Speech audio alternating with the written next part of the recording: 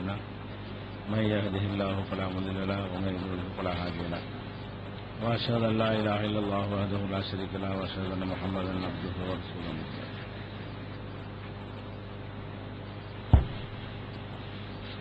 கண்ணியத்திற்குரிய எல்லாம் வல்ல அல்லாஹு ஜல்ல ஷானஹு தஆலாவின் நல்லடியார்களே, அல்லாஹுடைய பேரருளால் மாறும் உலகில் மாறாத இஸ்லாம் என்ற இந்த தொடரிலே இஸ்லாம் மார்க்கத்தினுடைய எல்லா கொள்கைகளும் சட்டத்திட்டங்களும் எல்லா காலத்துக்கும் பொருந்தக்கூடிய வகையிலையும் சிறந்ததாகவும் உயர்ந்ததாகவும் அமைந்திருக்கிறது என்பதை பார்த்து வருகிறோம். அந்த தொடர்ச்சியில இறுதியாக நம்ம பார்த்தது பெண்களுடைய உடை சம்பந்தமாக உலகமெல்லாம் வேறு விதமாக பெண்களை காட்டிக் கொண்டிருக்கும் பொழுது இஸ்லாம் மார்க்கம் அவங்கள ஒரு கைமுகத்தை தவிர மற்றவற்றை மறைக்க சொல்கிறது, இது பிற்போக்கானது என்றெல்லாம் வாதம் செய்கிறார்களே, அது எந்த அளவுக்கு தவறான வாதங்கள் என்பதற்குரிய காரணங்களை நம்ம பார்த்து வருகிறோம். இப்ப அந்த வகையில உலகமே என்ன செய்கிறது என்று சொன்னால், இஸ்லாம் சொல்லக்கூடிய வகையில திரும்புகிறது. யாரெல்லாம் இந்த பெண்களை வைத்து நிறுவனங்கள் நடத்துகிறார்களோ, அரசாங்கம் நடத்துகிறார்களோ, நிர்வாகம் நடத்துகிறார்களோ, அவங்க சில பிரச்சனைகளை சந்திக்கும் பொழுதுதான் இதற்கெல்லாம் அடிப்படை காரணம் பெண்களுடைய ஆடைகள் தான் என்று விளங்கி அதற்கு ஏற்றவாறு சட்டங்கள் வகுக்கக்கூடிய காட்சிகளை பார்க்கிறோம். அந்த தொடர்ல ஹரியானா அரசாங்கம் ஒரு உத்தரவு போட்டதை நம்ம சொன்னோம். கடைசியாக அந்த ஹரியானா மாநிலத்தில் மாநில அந்த மகளிர் ஆணையம் இருக்கிறது. ஒவ்வொரு மாநிலத்திலையும் பெண்களுக்கு ஒரு ஆணையம் அமைச்சிருப்பாங்க. அந்த மகளிர் ஆணையம் அரசாங்கத்துக்கு கோரிக்கை வைக்குது. மகளிர் ஆணையம் அவங்க பொறுப்புல இருக்கும் பொழுது நிறைய புகார்கள் வருதா, பெண்கள் சம்பந்தமா, பெண்கள் பாதிக்கப்படுறாங்க, பள்ளிக்கூடங்கள்ல பாதிக்கப்படுறாங்க, உயர்நிலை கல்விக்கூடங்கள்ல பாதிக்கப்படுறாங்க, காலேஜுகள்ல கல்லூரிகள்ல பாதிக்கப்படுகிறார்கள், ஏமாற்றப்படுகிறார்கள், பலவிதமான ஈவ்டீசிங் உட்பட பல துன்பங்களுக்கு பெண்கள் உள்ளாக்கப்படுகிறார்கள். இதெல்லாம் யாருக்கு வரும்? மகளிர் ஆணையத்துக்கு தான் வரும். பெண்களுக்கு ஒரு ஆணையம் இருக்குமேயானால் பெண்கள் சம்பந்தப்பட்ட புகார்கள் எல்லாம் எங்க சேரும்? இங்கதான் சேரும். அப்ப அந்த மகளிர் ஆணையத்தில் உள்ளவங்க என்ன செய்யறாங்கன்னா, விசாரணை நடத்தி எதனால் இதெல்லாம் நடக்கிறது, இதை குறைக்க வேற என்ன செய்யலாம், நாட்டில் உள்ள சட்டம் போதுமானதா இல்ல, இந்த சட்டம் இருந்தும் ஒன்னும் செய்யல, வன்கொடுமை எந்த கொடுமை சொன்னாலும் அது பெண்களை பாதுகாக்கக்கூடிய வகையில் இல்ல என்று விளங்கி அந்த ஹரியானாவில் உள்ள அந்த மாநில மகளிர் ஆணையம் அரசாங்கத்துக்கு கோரிக்கை வைக்கிறாங்க. எல்லா விதமான மேல்நிலை பள்ளிகளுக்கும், உங்களுக்கு சின்ன பள்ளிக்கூடங்கள சின்ன பிள்ளைங்களா இருப்பாங்க, அதை விட்டுருங்க, மேல்நிலை பள்ளிகள்லாம் என்ன செய்யறாங்கன்னு கேட்டா, மேல்நிலை பள்ளியில படிக்கக்கூடிய மாணவிகள் குட்டை பாவாடை அணியக்கூடாது, முழங்கால் வரைக்கும் முட்டுக்கால் வரைக்கும் ஆடை அணிந்தவர்களாக பெண்கள் வருவதுதான் சக ஆண்களால் அவங்க சீரழிக்கப்படுவதற்கும், ஆசிரியர்களால் அவங்க பலாத்காரம் செய்யப்படுவதற்கும், அவங்களுடைய ஒழுக்கம் கெட்டு போவதற்கும், ஆண்களுடைய கல்வித்திறன் குறைந்து போவதற்கும், பெண்கள் நிறைய பாதிப்புக்கு உள்ளாவதற்கும் காரணம் என்று நிறைய புகார்களை பெற்று ஆய்வு செய்து மகளிர் ஆணையம், அவங்க தான் உரிமைக்கு ரொம்ப பேசுவாங்க. எப்பவுமே மகளிர் ஆணையம் தான் பெண்கள் உரிமை கட்டுவாங்க. அவங்களே கண்டுபிடிச்சது என்னன்னு கேட்டா, இது அல்ல உரிமை. எல்லாம் அனுபவிச்ச பிறகு நிறைய ஹரியானாவில் இந்த சம்பவங்கள்லாம் ஜாஸ்தியான பிறகு பெண்கள் தங்களுடைய ஆடைகளை கட்டுப்படுத்துறது தான் இப்போதைக்கு சரி, அவங்க தான் சுதந்திரத்தில் கை வைக்க கூடாதுன்னு சொன்னவங்க. அதுக்கு தான் அந்த மகளிர் ஆணையம் உருவாக்கப்படுகிறது. அந்த மகளிர் ஆணையம் என்ன ரெக்கமெண்ட் பண்றாங்க கவர்மெண்ட்டுக்குன்னா, கல்லூரிகள்லையும் மேல்நிலை பள்ளிகள்லையும் படிக்கிற மாணவிகளா இருந்தால் அவங்க குட்டை பாவாடைன்னா அந்த முட்டுக்கால் வரைக்கும் உள்ளது, அந்த அளவுக்கு பாவாடை அணிந்து கீழே காலெல்லாம் தெரிகிற மாதிரி வரும் பொழுதுதான் பலவிதமான சலனங்கள் ஆண்களுக்கு சக ஆண்களுக்கு ஏற்படுகிறது, படித்து கொடுக்கிற ஆசிரியர்களுக்கு ஏற்படுகிறது என்றெல்லாம் சொல்லி அவங்க ரெக்கமெண்ட் பண்றாங்க. கவர்மெண்ட்டுக்கு கோரிக்கை வச்சிருக்கிறாங்க. அதை என்ன செய்ய போறாங்கன்னு நமக்கு தெரியல. ஆனா மகளிர் ஆணையம் எப்படி ஒரு கோரிக்கை வைத்திருப்ப எதை காட்டுகிறது? இதுதான் காரணம் என்பதை காட்டுகிறது. இஸ்லாம் சொல்லக்கூடிய அந்த தீர்வு தான் ஒரே தீர்வு. என்னதான் நீங்க சட்டம் போட்டாலும் கடைசியா அந்த நிர்வாக சீட்ல உட்காரக்கூடியவனுக்கு மூளை எங்கதான் வேலை செய்யும்? இருக்கிற சட்டம் சரியில்லை, வேற சட்டம் தான் கொண்டு ஆகணும். அதுதான் பெண்களுக்கு பாதுகாப்பு. பெண்களுடைய ஆடை சம்பந்தமாக சில கட்டுப்பாடுகள் விதிப்பது பெண்களுடைய பாதுகாப்புக்குன்னு சொல்றாங்க. யாரு சொல்றா? பெண்களுடைய நலனுக்காக பாடுபடக்கூடிய ஆணையம். இதுவரைக்கும் என்ன சொல்லிட்டு இருந்தாங்க? கட்டுப்பாடு விதிக்கிறது அவங்க உரிமை பறிக்கும் சொல்லிட்டு இருக்காங்க. இப்ப என்ன கண்டுபிடிச்சிருக்காங்க? உரிமை போய் கற்பம் இழந்து உயிரை இழந்து பெண்கள் பலவிதமான துன்பங்களுக்கு உள்ளாகிறார்கள் என்று சொல்லி கண்டுபிடிச்சு அவங்க பரிந்துரை செய்யக்கூடிய காட்சியை பார்க்கறீங்க. அதே மாதிரி வந்து இந்தியாவிலேயே அதிகமான வருமானம் தரக்கூடிய ஒரு மத நிறுவனம் இருக்கு என்று சொன்னால் திருப்பதியில உள்ள அந்த கோயிலை சொல்லுவாங்க. இந்தியாவிலேயே ரொம்ப வருமானம் வரக்கூடிய பெரிய பணக்கார சாமி வெங்கடாஜலபதி எல்லாம் இந்துக்கள் மத்தியில் பேசிக் கொள்வார்கள். அப்ப அந்த மாதிரி திருப்பதியில உள்ள அந்த கோயில்ல தான் நிறைய காணிக்கைகள் கோடி கோடியா கொட்டும். அப்ப நிறைய காணிக்கை எதனால கொட்டுது? நிறைய மக்கள் போறதுனாலதான். மக்கள் நிறைய போனா நிறைய காணிக்கைகள் என்ன செய்யும் கொண்டே கொட்டுவார்கள். அப்ப அங்க என்ன செய்யறாங்கன்னா அந்த தேவஸ்தானத்துல நிர்வாகம் பண்ணக்கூடியவங்களுக்கு நிறைய புகார் வருது. இது பக்தி செலுத்த வேண்டிய ஒரு இடம், இங்க வந்து பெண்கள்கிட்ட ரொம்ப சேட்டை பண்றாங்க. பக்தி செலுத்துற ஒரு இடத்திலேயே வந்து ஆண்கள் வந்து பெண்களை ரொம்ப சீண்டி பார்க்கிறார்கள், பலவிதமான பாலியல் தொல்லைகள்லாம் பண்றாங்க. வருவது சாமி தரிசனத்துக்கும் கும்பிடுவதற்கும் வருகிறார்கள். அப்ப கடவுள் நினைத்து கொண்டு வரக்கூடிய அந்த இடத்திலேயே பெண்களை சீண்டுகிறார்கள் தேவஸ்தானத்துக்கு புகாருக்கு மேல புகார்.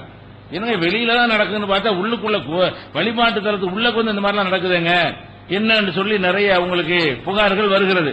அப்ப என்ன செய்யறாங்கன்னு கேட்டா அவங்க பல புகார்கள் பண்றாங்க, அறிவிப்பு செய்யறாங்க. அப்படி செய்யாதீர்கள், இப்படி செய்யாதீர்கள், இது கடவுளுடைய இடம், இந்த மாதிரி இடத்துல இப்படிலாம் செய்யக்கூடாதுன்னு சொல்லி அங்கங்க நம்ம எழுதினா வைக்கிறாங்க. அதெல்லாம் செவடங்காதுல ஊதுன சங்க மாதிரி அது ஒரு யூஸ் ஆகல, ஒண்ணுக்கு பயன் தரல.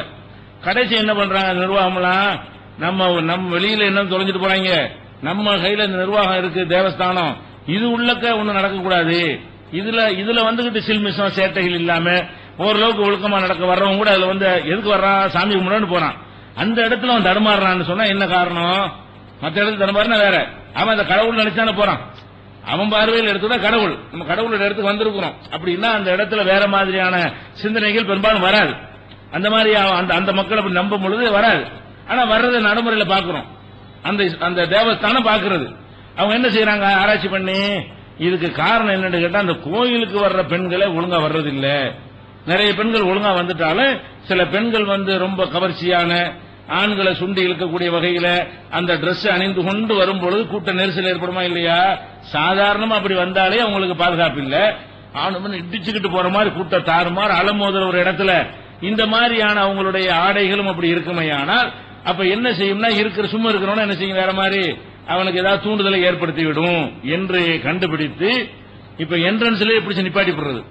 இப்ப என்ன முடிவு பண்ணிட்டாங்க, தேவஸ்தானத்துல உள்ள நுழையும் போதே கவர்ச்சியான ஆடை உனக்கு அனுமதி இல்ல, கவர்ச்சி இல்லாம சாதாரணமா ஈர்க்காத ஆடையை போட்டுட்டு வந்தா உள்ள வா பெண்கள், இல்லன்னா வெளியே போயிட்டே இரு. அப்ப ஆண்களை தடுக்கிறது போல ஏதான் தடுக்கிறாங்க, ஆம்பளை இப்படி செய்யாதுன்னு தடுக்க முடியாது, செய்யணும்னு அவன் செய்யறதும் கிடையாது. எவன் செய்வான் எவன் செய்ய மாட்டான் நெத்தில எழுதி ஒட்டியும் இருக்காது, அவனை எப்படி தடை போடுறது? அப்ப நீங்களும் இப்படி போறதுனால அப்படி பண்றான்னு கண்டுபிடிச்சு என்ன பண்றாங்க, அந்த கவர்ச்சியான ஆடை அணிந்து கோயிலுக்கு வரக்கூடாது என்று சட்டம் போட்டு அதை ஸ்ட்ரிக்டா ஃபாலோ பண்றாங்க. இப்ப குறைஞ்சிருக்கு கம்ப்ளைண்ட். இது இந்த மாதிரி ஒழுங்கான ஆடையோட வாங்கன்னு சொன்ன உடனே உள்ள நடக்கிற சில்மிசம் வந்து பெருமளவு கட்டுக்குள்ள வந்திருக்கிறது. அப்ப இந்த ஒரு மத நிறுவனத்தை நடத்துறவங்களுக்கு தெரிகிறது எதனால இது நடக்குது, ஏன் இந்த கோயில்ல வந்து இப்படிலாம் பண்றாங்க. அப்ப யாரெல்லாம் பிரச்சனைகளை சந்திக்கிறார்களோ அவங்க இறங்கி சிந்திச்சு பார்த்தார்களே, ஆனால் இதுக்கு மேற்று இங்கதான் இருக்கிறது. என்னதான் இருந்தாலும் பெண்களுடைய உடல் அமைப்பு ஆண்களை ஈர்க்கக்கூடிய வகையில் இருக்கிறது, அது ஈர்க்கும் கண்டிப்பாக. அதுக்குரிய வாசல்கள் நம்ம தான் அடைச்சு வைக்கணும், அப்படி இல்லாம திறந்து விட்டோம்னு சொன்னா சில சந்தர்ப்பங்கள் அவனை நல்லவனையும் கெடுத்து விடும். இந்த மாதிரி சீன்றவன் 100 அனைவரும் கெட்டவன் சொல்ல இயலாது, கெட்டவன் கொஞ்சம் பேர் இருப்பான். சீண்டக்கூடியவர்கள் 90-75% யாரா இருப்பான்னு கேட்டா அந்த நேரத்தில் தூண்டப்பட்டுருவான், சும்மா தான் வருவான். அது பார்த்தோன்னா என்ன செய்யும், அவனுக்கு ஒரு மாதிரியான ஹார்மோன்ல வேலை செய்ய ஆரம்பிச்சிடும். அதனாலயாக்க அப்படி நடக்குது என்றதை நம்ம கவனத்தில் கொள்ளணும், எல்லாம் கெட்டவன் சொல்லிட முடியாது. அப்ப அந்த மாதிரி சும்மா வர்ற நல்லவனையும் கெடுக்கிற மாதிரி எதுக்கு இந்த கோயில வந்து இப்படிலாம் பண்றீங்க அப்படின்னு சொல்லி அவங்க இந்து கடவுளுடைய சொல்லக்கூடிய அந்த கோயில்ல கூட இந்த மாதிரியான ஒரு உத்தரவு போடுறத பார்க்கணும். அதே மாதிரி வந்து கோவாங்கிறது வந்து நம்ம நாட்டில் உள்ள ஒரு யூனியன் பிரதேசமா இருக்கிறது. அங்க வந்து கிறிஸ்தவர்களுக்கு ரொம்ப பெரிய ஆலயம் பாம் ஜீசஸ் ஒரு கோயில் இருக்கிறது. அது வந்து 16ஆம் நூற்றாண்டு ஆலயம், அதாவது கிட்டத்தட்ட 400 வருஷத்துக்கு முந்தின ஆலயம். ஒரு ஆலயம் இருக்கிறது 400 ஆண்டுகளுக்கு முன்னால் கட்டப்பட்ட. 16ஆம் நூற்றாண்டுல 400 வருஷம் ஆச்சு இல்லையா, 450 வருஷத்தை கடந்து விட்ட ஒரு பழைய ஆலயம். அந்த ஆலயத்தில் என்ன, அது சுற்றுலா தலமா இருக்கிறதுனால, கோவாங்கிறது அந்த சுற்றுலா நகரம் மாநிலமா இருக்கிற காரணத்தினால பல நாட்டு ஆட்களும் போவாங்க. போன அங்க என்னடான்னு கேட்டா அந்த கோயில் பழங்காலத்து கோயிலுங்கும் போது எல்லா கோயிலும் விரும்பி போவாங்க. ஒரு பழமையான கோயில்னா அதுக்கு கூடுதலான பக்தி வச்சிருப்பாங்க. அந்த பக்தி அடிப்படையில் அந்த கோயில கண்டிப்பா அந்த அங்க போறவங்க கிறிஸ்தவர்களா இருந்தால், அந்த கோவாவுக்கு போகக்கூடிய கிறிஸ்தவர்களா இருந்தால் இந்த ஆலயத்தை கண்டிப்பா போய் பார்ப்பாங்க.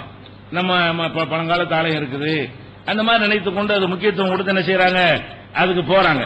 போனா அங்க என்ன நடக்குதுன்னா இந்த தேவஸ்தானம் நடக்கிற அதே பஞ்சாயத்து, இந்த தேவஸ்தானத்துல என்னத்தை நம்ம சொன்னோமோ அதே மாதிரி வந்துகிட்டு உள்ள நுழைஞ்ச பிறகு பாத்தீங்கன்னா அந்த ஆண் பெண் சேட்டை பண்றது, இந்த பார்க்க வந்திருக்கிற கடவுளை வழிபடுவதற்காக கடவுள் நினைத்து கொண்டு வருகிறார்கள். அந்த கடவுளுங்கிற அந்த பக்தியும் அந்த ஆலயத்துக்கிட்ட நிக்கிறமே என்பதும் கூட அவங்கள மாற்ற முடியல.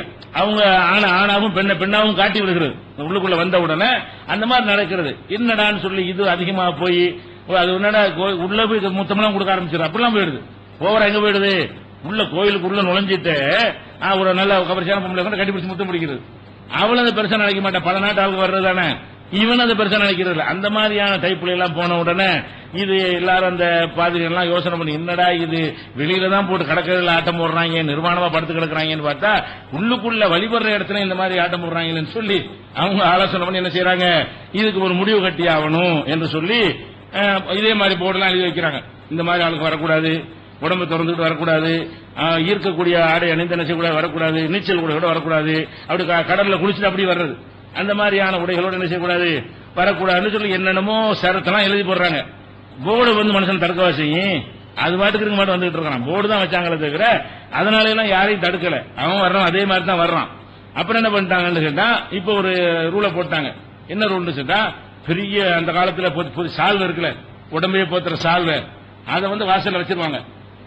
இந்த மாதிரி ஆளுக்கு வந்தான்னு சொன்னா இதை போத்திக்கிட்டு உள்ள வர்றாந்தா போ, திருப்பி ரொம்ப கொடுத்துருப்பேன், அதுக்கு ஒரு கட்டண மாதிரி வாங்கிட்டு என்ன செய்யறது, இந்த போர்வையை போத்திக்க, இந்த போர்வையை போத்திக்கிட்டு தான் உள்ளக போகணும். இதெல்லாம் எங்களுக்கு உரிமையா மாட்டேன்னு வெளியே போட மாட்டோம், உன்னை அனுமதிக்கிறது இல்ல. போட்டுட்டு வாங்க எடுத்துட்டு வரலாம் பண்ணல, இப்படி வர்ற முடியும். இப்ப ட்ரெஸ் பண்ண ட்ரெஸ்ஸுங்க எங்க போறது கேட்பானா இல்லையா, அதுக்காக அந்த நிர்வாக ஆலோசனை பண்ணி செய்றாங்க. பெரிய சால்வையை ரெடி பண்ணி வச்சிருக்காங்க, நூத்துக்கணக்கான சால்வைகள் அடுக்கி இருக்காங்க. உள்ள வரும்போது பாப்பாங்க, ஒழுங்கான ட்ரெஸ் அவன் பாட்டு போயிட்டே இருப்பான், அவனுக்கு வேற ஒரு கவுண்டர் மாதிரி திறந்து வச்சிருப்பாங்க, அதுல போயிருவான். இந்த மாதிரி ஆளுங்க தனியா பிரிச்சு போடுவாங்க. இந்த இது வாங்கிக்கிறியா போ, எல்லாம் வழிபட்டு வந்து வெளியே வரும்போது தந்துட்டு போ. அதுக்கு எந்த அளவுக்கு வர்றாங்கன்னா, வழிபாட்டு தலங்களாக இருந்தாலும் ஆம்பளை தான், பொம்பளை தான், ட்ரெஸ் ஒழுங்கா இல்லாட்டி. பெண்கள் ஒழுங்காக ஆடை அணியவில்லை என்று சொன்னால் வழிபாட்டு தலங்களுக்குள்ளேயே சபலம் ஏற்படும்னா வெளியே தான் கூட ஏற்படும். ஆனா அவனுக்கு என்ன செய்ய முடியும், அவனுக்கு ஏண்டா செய்யறான், வெளியே உள்ள அரசாங்கம் செய்யணும். அந்த சர்ச்சில் உள்ளவனுக்கு அவன் அதான செய்ய முடியும், அவன் அளவுக்கு என்ன செய்யணும் அதை செய்யறான். அப்ப இது வெளியே நடக்கணும், உள்ள நடக்கணும், வெளியே நடக்கும், உள்ள நடக்கிற மாதிரி தானே வெளியே நடக்கும், கூடுதலா நடக்குமா இல்லையா, அதை யோசிக்க வேண்டிய அரசாங்கம் கண்ண மூடிட்டு இருக்கிறது. சம்பந்தப்பட்ட நிறுவனம் நடத்துறவன் என்ன செய்யறான், அதை யோசிச்சு ஆகா இது ஆபத்தா இருக்குன்னு சொல்லி இப்ப சால்வை கொடுக்கிற திட்டத்தை கொண்டு வந்துட்டாங்க. இது யாரு மாறுறா, இப்ப நம்மளை மாத்த சொல்றாங்க, நீ இது சரியில்லை, நீ அடிமைப்படுத்துற அப்படிங்கிறாங்க. இப்ப அவன் அடிபட்டவன் என்ன செய்யறான், அவனுக்கு அடிபட்டவன காயம்பட்டவன் ஆகா சரி வரான்னு அவன் மாறிட்டு இருக்கிறான். ஒவ்வொரு நிறுவனத்திலும் இந்த மாதிரி சட்டங்களை போட்டு என்ன செய்யறாங்க, இஸ்லாத்தை நோக்கி வருகிறார்கள். எதை வேண்டாம் என்று சொன்னார்களோ அதை கொஞ்சமாவது கடைபிடிக்கணுங்கிற அவங்க வட்டத்திலேயாவது, எங்க வட்டத்திலேயே கரெக்டா இருந்துக்கிறங்க, வெளியில என்ன தொலைஞ்சு நாசமா போங்க, எங்களுடைய நிர்வாகத்தின் கீழையாவது, எங்க பள்ளிக்கூடத்தில், எங்க நிறுவனத்துக்குள்ள, எங்க ஆபீஸ்ல, எங்க கோயில்ல, எங்க சர்ச்சில் ஒழுங்காயிருங்க என்று சொல்ற அளவுக்கு என்ற நிலைமை மாறுகிறது என்று சொன்னால் எது மாத்தணும், எதை யாரை மாத்தணும் விளங்குதா இல்லையா? இஸ்லாத்தை மாற்றுவதற்கு எந்த ஒரு முகாந்திரமும் இல்லை என்பதை இதை பார்த்துக் கொள்கிறோம். அதே மாதிரி இப்ப டெல்லியில் இந்த மாணவிகள் கற்பழிக்கப்பட்ட பிறகு அது ஒரு பெரிய இஷ்யூவாக்கி பிரச்சனையான பிறகு டெல்லியில போலீஸ்ல என்ன உத்தரவு போட்டிருக்கிறாங்க, இந்த பெண்களுக்கு அந்த வேலைக்கு போறாங்களா இல்லையா, 8 மணிக்கு மேல ராத்திரில யாரும் பெண்கள் வேலைக்கு வச்சுக்க கூடாது, அது சட்டம். இந்த அடிபட்டவன ராத்திரி 8 மணிக்கு வேலைக்கு போறது, 9 மணிக்கு வேலை, 11 மணிக்கு போறது, நள்ளிரவு வேலை வர்றது, அவுட் சோர்சிங் சொல்லிட்டு உட்கார்ந்து என்ன செய்யறது, இரவு வேலை செஞ்சுட்டு இங்க வர்றது, வெளிநாட்டுக்காக வேலை செய்யறது, இதெல்லாம் வரும்போது நிறைய அந்த நேரத்தில் ஒருத்தர் காவலா நிப்பாட்டிட்டு இருக்க முடியும். 12 மணிக்கு ஒரு பொம்பளை தனியா போகும்போது என்னமா பண்ணிட்டாங்கன்னா போலீஸ்கார என்ன செய்ய வேண்டாம், 12 மணிக்கு போற பொம்பளைக்கு ஆளுக்கு ஒரு போலீஸை பாதுகாப்பு போட முடியும். மக்கள் நடமாடக்கூடிய இடத்துல அவள் நடமாடணும், மக்கள் பார்க்கிற நேரத்தில் அவள் நடமாட அவளுக்கு பாதுகாப்பா இருக்கும். யாரும் இல்லாத இடத்துல ராத்திரி 1 மணிக்கு நான் போவேன், என்னை பாதுகாக்கலன்னா யாரு பாதுகாக்கணும், ஒவ்வொருத்தையும் போய் கிளம்புன்னு அவளுக்கு எல்லாம் பாதுகாப்பு கொடுக்க இயலுமா? அப்ப நம்ம தான் என்ன செய்யணும், பணம் 1 கோடி ரூபாய் பணம் வச்சுட்டு இருக்கான், அவன் பகல்ல தைரியமா போகலாம், ராத்திரி 1 மணிக்கு போகலாமா? அதனால அவன் உரிமை பறிச்சுட்டு சொல்றது, அட பணத்தை வச்சுக்கிறாடா, நீ 1 மணிக்கு போனி ராத்திரி வந்து பிடிங்கிட்டு போயிருவாங்கன்னு சொன்னா அது என் உரிமையை பறிக்கிறதா அப்படின்னு கேட்டா அவன் கிறுக்கனா இல்லையா? அந்த கிறுக்கனும் இருக்காங்க. அட எதுக்கு வேணாங்கிறது போனா ஈர்க்கப்படுறா, கண்டிப்பா அவளுக்கு பாதிப்பு ஏற்படுகிறது, ஆம்பளை சும்மா இருக்க மாட்டேங்கிறான். அந்த மாதிரியான சந்தர்ப்பத்தில் அந்த நேரத்தில் எவன் சுத்துவான், 1 மணிக்கு 12 மணிக்கு ராத்திரி சுத்தம் யாரா இருப்பான்? சமூக விரோதம் சுத்துவான். நல்லவன் சுத்த மாட்டான், பெருமா நல்லவன்லாம் வீட்டுல போய் அடங்கிடுவான். அப்ப சமூக விரோதிகள் நடமாடக்கூடிய திருட கொள்ளக்காரன் இந்த மாதிரியான காமுகர்கள் நடமாடக்கூடிய அந்த நேரத்தில் நீ என்னதுக்கு 10 மணிக்கு 11 மணிக்கு 12 மணிக்கு 1 மணிக்கு வந்து பஸ்ல போய் ஏறுற, 1 மணிக்கு ஊரை சுத்துறேன்னு சொல்லி இப்ப என்ன செய்யறான்? இதெல்லாம் பட்ட பிறகு தனியா போக கூடாதுங்கிறத முழுசா ஒத்துக்கிறாட்டான 8 மணிக்கு மேல எந்த நிறுவனத்தில் பொம்பளை வேலை பார்க்க கூடாது. எந்த ஆபீஸ் கடையா இருந்தாலும் சரி 8 மணிக்கு முன்னாடி அனுப்பி விட்டுறணும். 10 மணி வரைக்கும் திறந்துக்கிற கடையா இருந்தாலும் சரி பெண்களை வேலைக்கு வச்சிருந்தா 8 மணிக்கு மேல அனுப்பி விட்டாகணும் அவங்கள. இப்படின்னு ஒரு சட்டம் போட்டு ஸ்ட்ரிக்டா டெல்லி நகரத்துக்குள்ள போலீஸ் சட்டமாக போட்டு என்ன செய்யறது? இந்தியாவுடைய அரசியல் சட்டம் திருத்த முடியல, போலீஸ் சட்டம் சிலது போடலாம் அவங்க நன்மையை கருதி. அந்த போலீஸ் ஆக்ட் போட்டு என்ன செய்யறாங்க? அவங்க அதை தடை செய்யக்கூடிய காட்சியை நம்ம பார்க்கிறோம். அப்ப இதெல்லாம் என்னதான் இதை நோக்கி திரும்பி கொண்டிருக்கிறார்கள். அதை விட முக்கியமா கவனிக்க வேண்டியது மணிப்பூர்னு ஒரு மாநிலம் நம்ம நாட்டில் தான். அந்த மணிப்பூர் மாநிலத்தில் என்னன்னு கேட்டா இந்த மாதிரி பொம்பளைங்க தாறுமாறா இந்த ஆடைகளை வந்து தாறுமாறா அணிகிற காரணத்தினால பெண்களுக்கு நிறைய பாதிப்பும், ஆண்களும் சேர்ந்து நாசமா போயிடுறாங்க, கெட்டு சுழஞ்சிடறாங்க, படிக்க மாட்டேங்கிறாங்க. அப்படிங்கிறதுக்காக வேண்டி அங்க 4 மாணவர் அமைப்பு பெரிய யூனியன் இருக்கிறது. மாணவர்களுக்கு என்று ஒரு 4 யூனியன் இருக்கிறது. அந்த 4 யூனியன் நிர்வாகிகளும் ஒன்னா கலந்து ஆலோசனை பண்ணி ஏன் இந்த மாதிரி நம்மளை போட்டு இந்த பொம்பளை ட்ரெஸ் போட்டு சீரழிக்கிறாங்க, நம்மளையும் படிக்க விட மாட்டேங்கிறாளோ, நம்மளையும் இதா பண்ணிடுறாளோ, நல்லா இருக்கிறோம் கடத்திட்டு போயிடுறான், இதையும் வழங்க மாட்டேங்கிறாங்கன்னு சொல்லி அவங்க 4 மாணவர் யூனியன், பொதுவாக ஆம்பளை தான் இப்படி வந்தா நல்லதுன்னு ஆசைப்படுவான், அவங்க எவ்வளவு பாதிக்கப்பட்ட இந்த மாதிரி முடிக்க வராங்க பாருங்க. மாணவர்கள் ஆலோசனை பண்ணி 4 மாணவர் அமைப்பு என்ன செய்யறாங்கன்னு கேட்டா எச்சரிக்கை பண்ணிருக்காங்க, அரசாங்கம் செய்ய மாட்டேங்கிற முட்டுக்காலுக்கு மேல தூக்கின மாதிரி ஆடை அணிஞ்சு பெண்கள் வந்தால் நடக்கிறது வேறன்னு எச்சரிச்சிருக்காங்க.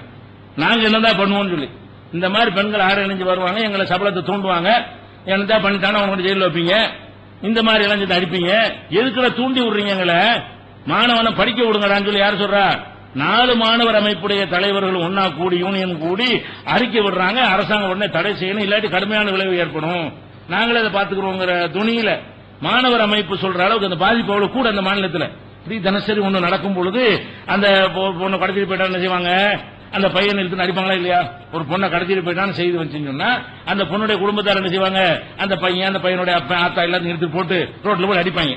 இது அந்த மாணவருக்கு புகாரா வரும். இப்படியே அடி வாங்கினவெல்லாம் கம்ப்ளைண்ட் பண்ண என்ன செய்வான்? இதுக்கு காரணம் என்ன? எதனால இந்த முடிவுக்கு வர்றான்? பின்னி எடுத்துறானுவ. ஏதாவது ஒரு பொம்பளை ஓட்டிட்டு போயிட்டா என்ன செய்யறான்?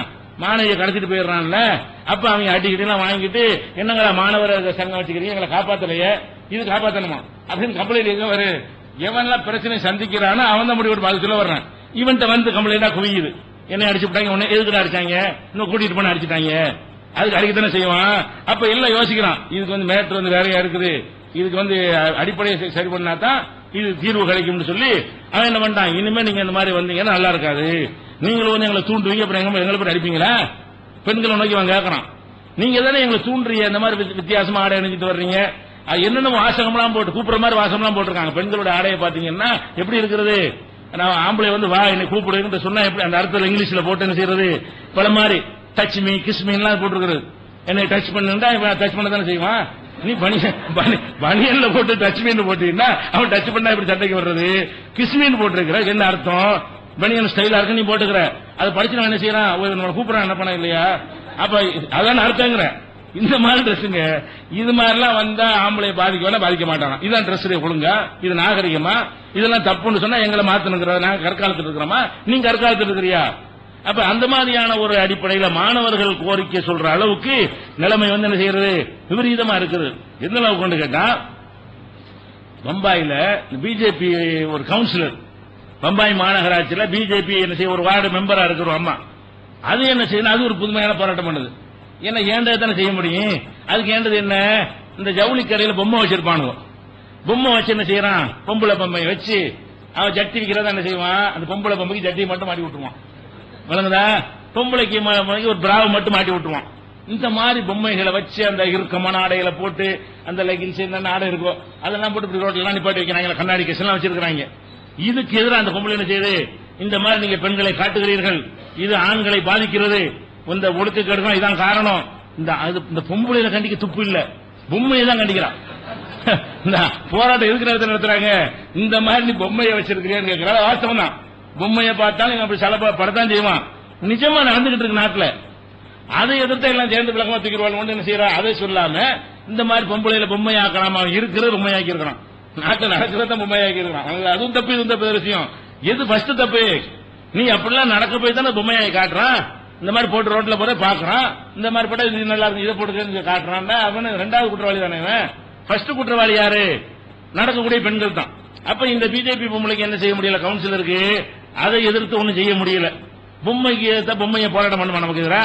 அதனால கடைக்காரன் போராட்டம் பண்ணுவான். கடைக்காரன் வியாபாரி போதும் அடங்கி போயிடுவான். எப்பவுமே அவன் தொழிலை பாதுகாத்து அடங்கிடுவான். அதனால வியாபாரிகள் கடும் எச்சரிக்கை, இனிமேல் அந்த பொம்மைகள் இந்த மாதிரி வைத்தால் நாங்க அகற்றுவோம், உடைக்குவோம் சொல்லி கடைகளில் பூந்து பொம்மை உடைக்கிறது.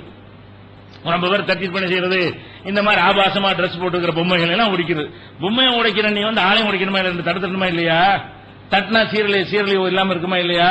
அது எதுக்கு சொல்ல வரணும்? உள் மனசு சொல்லுது. என்ன சொல்லுது? பொம்மைக்கு டிரெஸ் போட்டாலும் இவன் என்ன செய்வான்? இப்படித்தான் இருப்பான் ஆம்பளை. அதான் மீனிங் என்ன? உன்னுடைய செயலுக்கு அர்த்தம் என்ன? உள் மனசுல என்ன கருத்து பதிஞ்சு இருக்கிறது? ஒரு பொம்மையை பொம்பளைய கவர்ச்சிகரமான ஒரு பொம்மையாக செய்து அதுக்கு ஒரு கவர்ச்சிகரமான டிரெஸ் போட்டு கொடுத்தால் அதை பார்த்து என்ன செய்யறான்? சபலப்படுகிறான். ஏன் கட் அவுட்ல நம்ம கோர்ட்ல கேஸ் போட்டாங்களே, என்ன கேஸ் போட்டாங்க? சினிமா படங்களுக்கு கவர்ச்சியான பொம்மைகளை போட்டு ஜட்டியோட நிப்பாட்டிடுறாங்க. அங்க பேனர் பஸ் ஓட்டும்போது அதை பார்த்துட்டு ஓட்டி பத்தி ஏற்படுங்க. நம்ம நாட்டில் கேஸ் ஹைகோர்ட்ல கேஸ் போடப்பட்டிருக்கு. எந்த கேஸ்? பொதுநல வழக்கு. என்ன வழக்குன்னு கேட்டீங்கன்னா, வண்டி ஓட்டிட்டு போறோம், டூ வீலர் ஓட்டிட்டு போறோம், தமிழ் பேனர் வச்சிருக்கான், அதில் ஜட்டியோட பொம்மை நிக்கிறா. அதை பார்க்கும்போது இவனுக்கு டிரைவருக்கு என்ன செய்யுது? அவனுக்கு ரோட்டை பார்க்காம அதை பார்க்க ஆரம்பிக்கிறான். அப்ப பள்ளத்துல விட்டுறான், அண்ணாம பள்ளத்துல கீழே விடுறான். பாருங்களேன், அது எவ்வளவு பெரிய இடம், விசாலமான இடம். அங்க போய் என்ன செய்யறான்? உள்ள விட்டு பசங்க வந்து போன காட்சி எல்லாம் பார்க்கணும். இதுக்கெல்லாம் காரணம் இது பேனர்ல அகற்றணும். இந்த மாதிரி ஆபாச மனிதனுடைய உணர்வை தூண்டக்கூடிய இங்க ஒரு பக்கம் கேசும் போடுறான். அப்ப என்ன வழங்குது? ஒரு பேனரும் மனுஷனை பாதிக்கும் வழங்குறது. நெசமா உள்ளது எவ்வளவு பாதிக்கும் ரெண்டா வச்சுக்கிறீங்க. ஒரு பேனர் பாதிக்கும் என்றால் அந்த மாதிரி பொம்பளை நின்றா பாதிக்காதா? இதுக்கு மட்டும் பொதுநல வழக்கு போடுறீங்க, அதுக்கு போட வேண்டியான. நாங்கள் தெருவில் போகும்போது இந்த மாதிரி வருகிறார்கள் பெண்கள், அவங்க வந்து தொப்புளை காட்டிக்கொண்டு வருகிறார்கள், அது எங்களை பாதிக்கிறது. அவங்க வந்து கிருஷ்ணியை போட்டுக்கொண்டு வருகிறார்கள், டச்மீன் வருகிறார்கள், இதெல்லாம் பார்த்தா எங்களுக்கு பாதிக்கும். வேணாச்சு கேஸ் போட்டானா? அதுக்கு போடணும் கேஸ். எதுக்கு போடுறான்? பேனருக்கு போடுறான், பொம்மைக்கு போடுறான், சேலம் வைக்க கூடாதுன்னு சொல்லிட்டு. ஆக கடைசியில் என்னன்னு கேட்டா உள்ளக்குள்ள விஷயம் விளங்குறது. உயிரோடு உள்ளவர்களை எதிர்த்து போராட துப்பு இல்ல, திராணி இல்ல, தைரியம் இல்ல. உயிரற்றதுக்கு எதிராக போராடினா தைரியம் இருக்குது. அது என்ன செய்யும்? நம்மளுக்கு பேனர் சண்டைக்கு வரப்போகுதா? அதனால செய்யறான், பேனர் வைக்க கூடாது, பொம்மை வைக்க கூடாதுன்னு சண்டை போடுறானே தவிர இது மாதிரி நடக்கக்கூடிய ஆட்களை தடுக்கிற மாதிரி இல்ல. அப்ப என்ன இது நம்ம விளங்க வேண்டிய கூடுதல் விஷயம் என்ன? பொம்மைக்கும் கூட ஹிஜாபு தேவைன்னு வழங்குது. என்ன வழங்குறது? பொம்பளை பொம்மையா இருந்தால், பொம்பளை கட் அவுட்டா இருந்தால் அதுக்கும் கூட ஹிஜாப் அவசியம். உயிரோட உள்ளவனுக்கு மட்டும் ஹிஜாப். அதனை வழங்குது. இதுல இருந்து அறிந்து கொள்ள வேண்டிய பாடம் என்ன? உன் போராட்டத்திலையும் உன் வழக்கில இருந்து தெரிய சொல்லக்கூடிய செய்தி என்ன? பெண்களை பொம்மையில காட்டினா ஒழுங்கா காட்டு, பொம்பளைய கட் அவுட்ல காட்டினா ஒழுங்கா காட்டு. அதனால அதுக்கு அர்த்தம். அதனால இப்ப நடக்கு, நீனே ஒத்துக்கிற. அப்ப அது வந்து இப்ப வெளிப்படையா சொல்ல தைரியம் இல்ல. பிற்போக்குன்னு சொல்லிடுவாங்களோ, எதிர்ப்பு வந்துருமோ, நம்ம அறிவை குறை சொல்லிடுவாங்களோ அப்படி நினைக்கிறான். இவன் அறிவாளி இப்படி எதிர்க்கிறான், எதுக்குறோம் பயப்படுறான், கோழையா இருக்கிறான். அப்ப இந்த மாதிரி பொம்மைக்கு எதிராக போராட்டம் பண்ணி இப்ப பொம்மையெல்லாம் ஆட்டிட்டாங்க. அந்த மாதிரி பொம்மையெல்லாம் வைக்கிறது இல்ல. ஏன்னா இது பயந்துகிட்டு அடிப்பாங்க, பயந்துகிட்டு பம்பாயில உள்ள ஜவுளி கடையில பொம்மை எல்லாம் நினைஞ்சிருச்சு. இப்ப டிரெஸ் போட்டு முழு டிரெஸ்ஸோட நிக்கக்கூடிய அளவுக்கு அதுக்கு ஹிஜாப் போட்டு விட்டாங்க. அப்ப அந்த மாதிரியான அடிப்படையெல்லாம் பார்க்கிறோம். இப்படி நிறைய வந்து இருக்கிற செய்தியை பார்க்கிறோம். அதை விட வந்து நம்ம தமிழ்நாடு அரசாங்கம் கூட, அங்கெல்லாம் விட ஹரியானா அதெல்லாம் விடுங்க, நம்ம தமிழ்நாடு அரசாங்கத்தில் நினைஞ்சிருக்கிறாங்க, ஒரு உத்தரவு போட்டிருக்கிறாங்க. இப்ப ஜெயலலிதாவுடைய ஆட்சியில வந்து சில உத்தரவுகள் போடுறாங்க. என்ன உத்தரவு போடுறாங்கன்னா, மாணவர்களுக்கு பெண் ஆசிரியர்கள் பாடம் நடத்தினார், பெரிய பிளஸ் டூக்கு மேல உள்ள பள்ளிக்கூடங்கள்ல உள்ள மாணவர்களுக்கு வந்து ஆசிரியைகள் பாடம் நடத்துவார்களே, ஆனால் அவங்க வந்து என்ன செய்யணும்னா வெள்ளை கோட்டு மேல போட்டுக்கொண்டு பாடம் நடத்த வேண்டும். சேலை என்னத்தை உடுத்திட்டு வா, பாடம் நடத்தும் மேல ஒரு வெள்ளை கோட்டை போட்டுக்க. வெள்ளை கோட்டை போட்டு அந்த தொப்புளை இடைவெளியா அந்த கணபாரிமான ஒண்ணுமே தெரியாது. அந்த மாதிரி போட்டுக்கொண்டு பாடம் நடத்தணும் என்ன சொல்றாங்க, அரசாங்கம் உத்தரவு போட்டு அது மாதிரி சில ஸ்கூல்கள்லாம் நடைமுறைப்படுத்தப்பட்டு அது புகைப்படங்களாக செய்தில வெள்ளை கோட்டு போட்டு அணிந்து பாடம் நடத்தும் ஆசிரியைகள் போட்டு படம் எடுத்து வந்து இன்னும் எல்லா ஊர்களையும் நாங்கள் அமலுக்கு கொண்டு வருவோம் கல்வித்துறை அதிகாரிகள் சொன்னதெல்லாம் நீங்க நியூஸ்ல பாக்குறீங்க. இப்ப சமீபத்தில் கிட்டத்தில் நடந்த சம்பவம். எதுக்கு இந்த அறிக்கை போட்டீங்க? படித்து கொடுக்கிறது ஆசிரியை, ஆசிரியைகளுடைய டிரெஸ் வந்து அவங்களோட சின்ன பையலோட பாதிக்கிறான். எதனால அந்த ஆம்பளைக்கு பாடம் நடத்தும் போது அங்க இருக்கிறவங்க யாரு பேர வயசுல இருப்பான், மகன் வயசுல இருப்பான். முன்னாடி படிக்கிற மாணவன் வந்து மகன் வயசுல இருப்பான், இல்லாட்டி பேர வயசுல இருப்பான், அல்லது ஒரு தம்பி வயசுல இருப்பான். டீச்சருடைய வயசை பொறுத்த விஷயம்.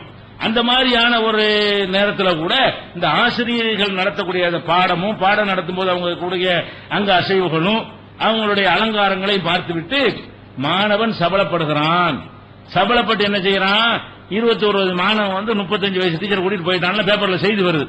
இந்த செய்திக்கெல்லாம் பிறகுதான் இந்த செய்தி நம்ம ஒரு பிரச்சனையான பிறகுதான் அது ஆசிரியர்கள் எதுக்கு ட்ரெஸ் அணிகிறீங்க, நீங்க ஆசிரியர்கள் முன்மாதிரியா இருக்கணுமா இல்லையா? அப்ப ஒரு ஆசிரியர், அதாவது இன்னும் கவனிக்க வேண்டிய விஷயம் என்னன்னு கேட்டா, ஆசிரியங்கிறவங்க ஒரு அதிகாரத்தில் இருக்கிறாங்க. என்னதான் இருந்தாலும் மாணவன் மீது ஆதிக்கம் செலுத்தக்கூடிய அதிகாரத்தில் இருக்கிறாங்க. நினைச்சா அவங்களை ரிமார்க் எழுதி சீட்டு கழிக்க வைக்க முடியும், ஒரு புகார் கொடுத்து அவனை நீக்க முடியும். அப்படியான ஒரு இடத்துல இருக்கும்போது பொதுவா பயம் வரும். மேல் நிலையில் இருக்கக்கூடியவர்களை நோக்கி, அது பெண்ணாக இருந்தா கூட கீழே உள்ள என்ன செய்வான், இந்த பொம்பளை சிலுமிசம் பண்ணோம்னா வேலையை ஸ்கூலை விட்டு தூக்கிடுவா, அப்பனுக்கு கூட சொல்லிடுவா, ஆத்தாவுக்கு கூட சொல்லிடுவா, பயம் வரும்ல. அப்படி பயம் வரக்கூடிய இடத்துல இந்த மாணவர்கள் இருந்தும் அது வராத, அதை மீறி வருகிறது. எது வருது? சபலம் வருகிறது. பாடத்தை படிக்காம இந்த பொம்பளை டீச்சரை பார்த்துட்டு இருக்கான். அப்பனா என்ன வழங்குறது? அவன் சின்ன வயசுக்காரன், நீ கொஞ்சம் வயசு கூடுனாளா இருந்தா கூட நீ கொஞ்சம் கவர்ச்சியா ஒரு மாதிரியா இருந்தீன்னு சொன்னா, நீ 50 இருந்து 45 கூட இருந்துட்டு போ. அவன் 18 இருந்தான்னு சொன்னா அவன் அப்படித்தான் இருக்கிறான். 18 வயசுலயே ஆரம்பிச்சிருக்கிறான். அது விஷயம் என்ன? இப்ப மேல்நிலை பள்ளியில் ஆரம்பிக்கணும்னா 18 வயசுல என்ன ஆரம்பிச்சிருது? பொம்பளையா பார்க்கக்கூடிய தன்மை ஆரம்பித்து விடுகிறது.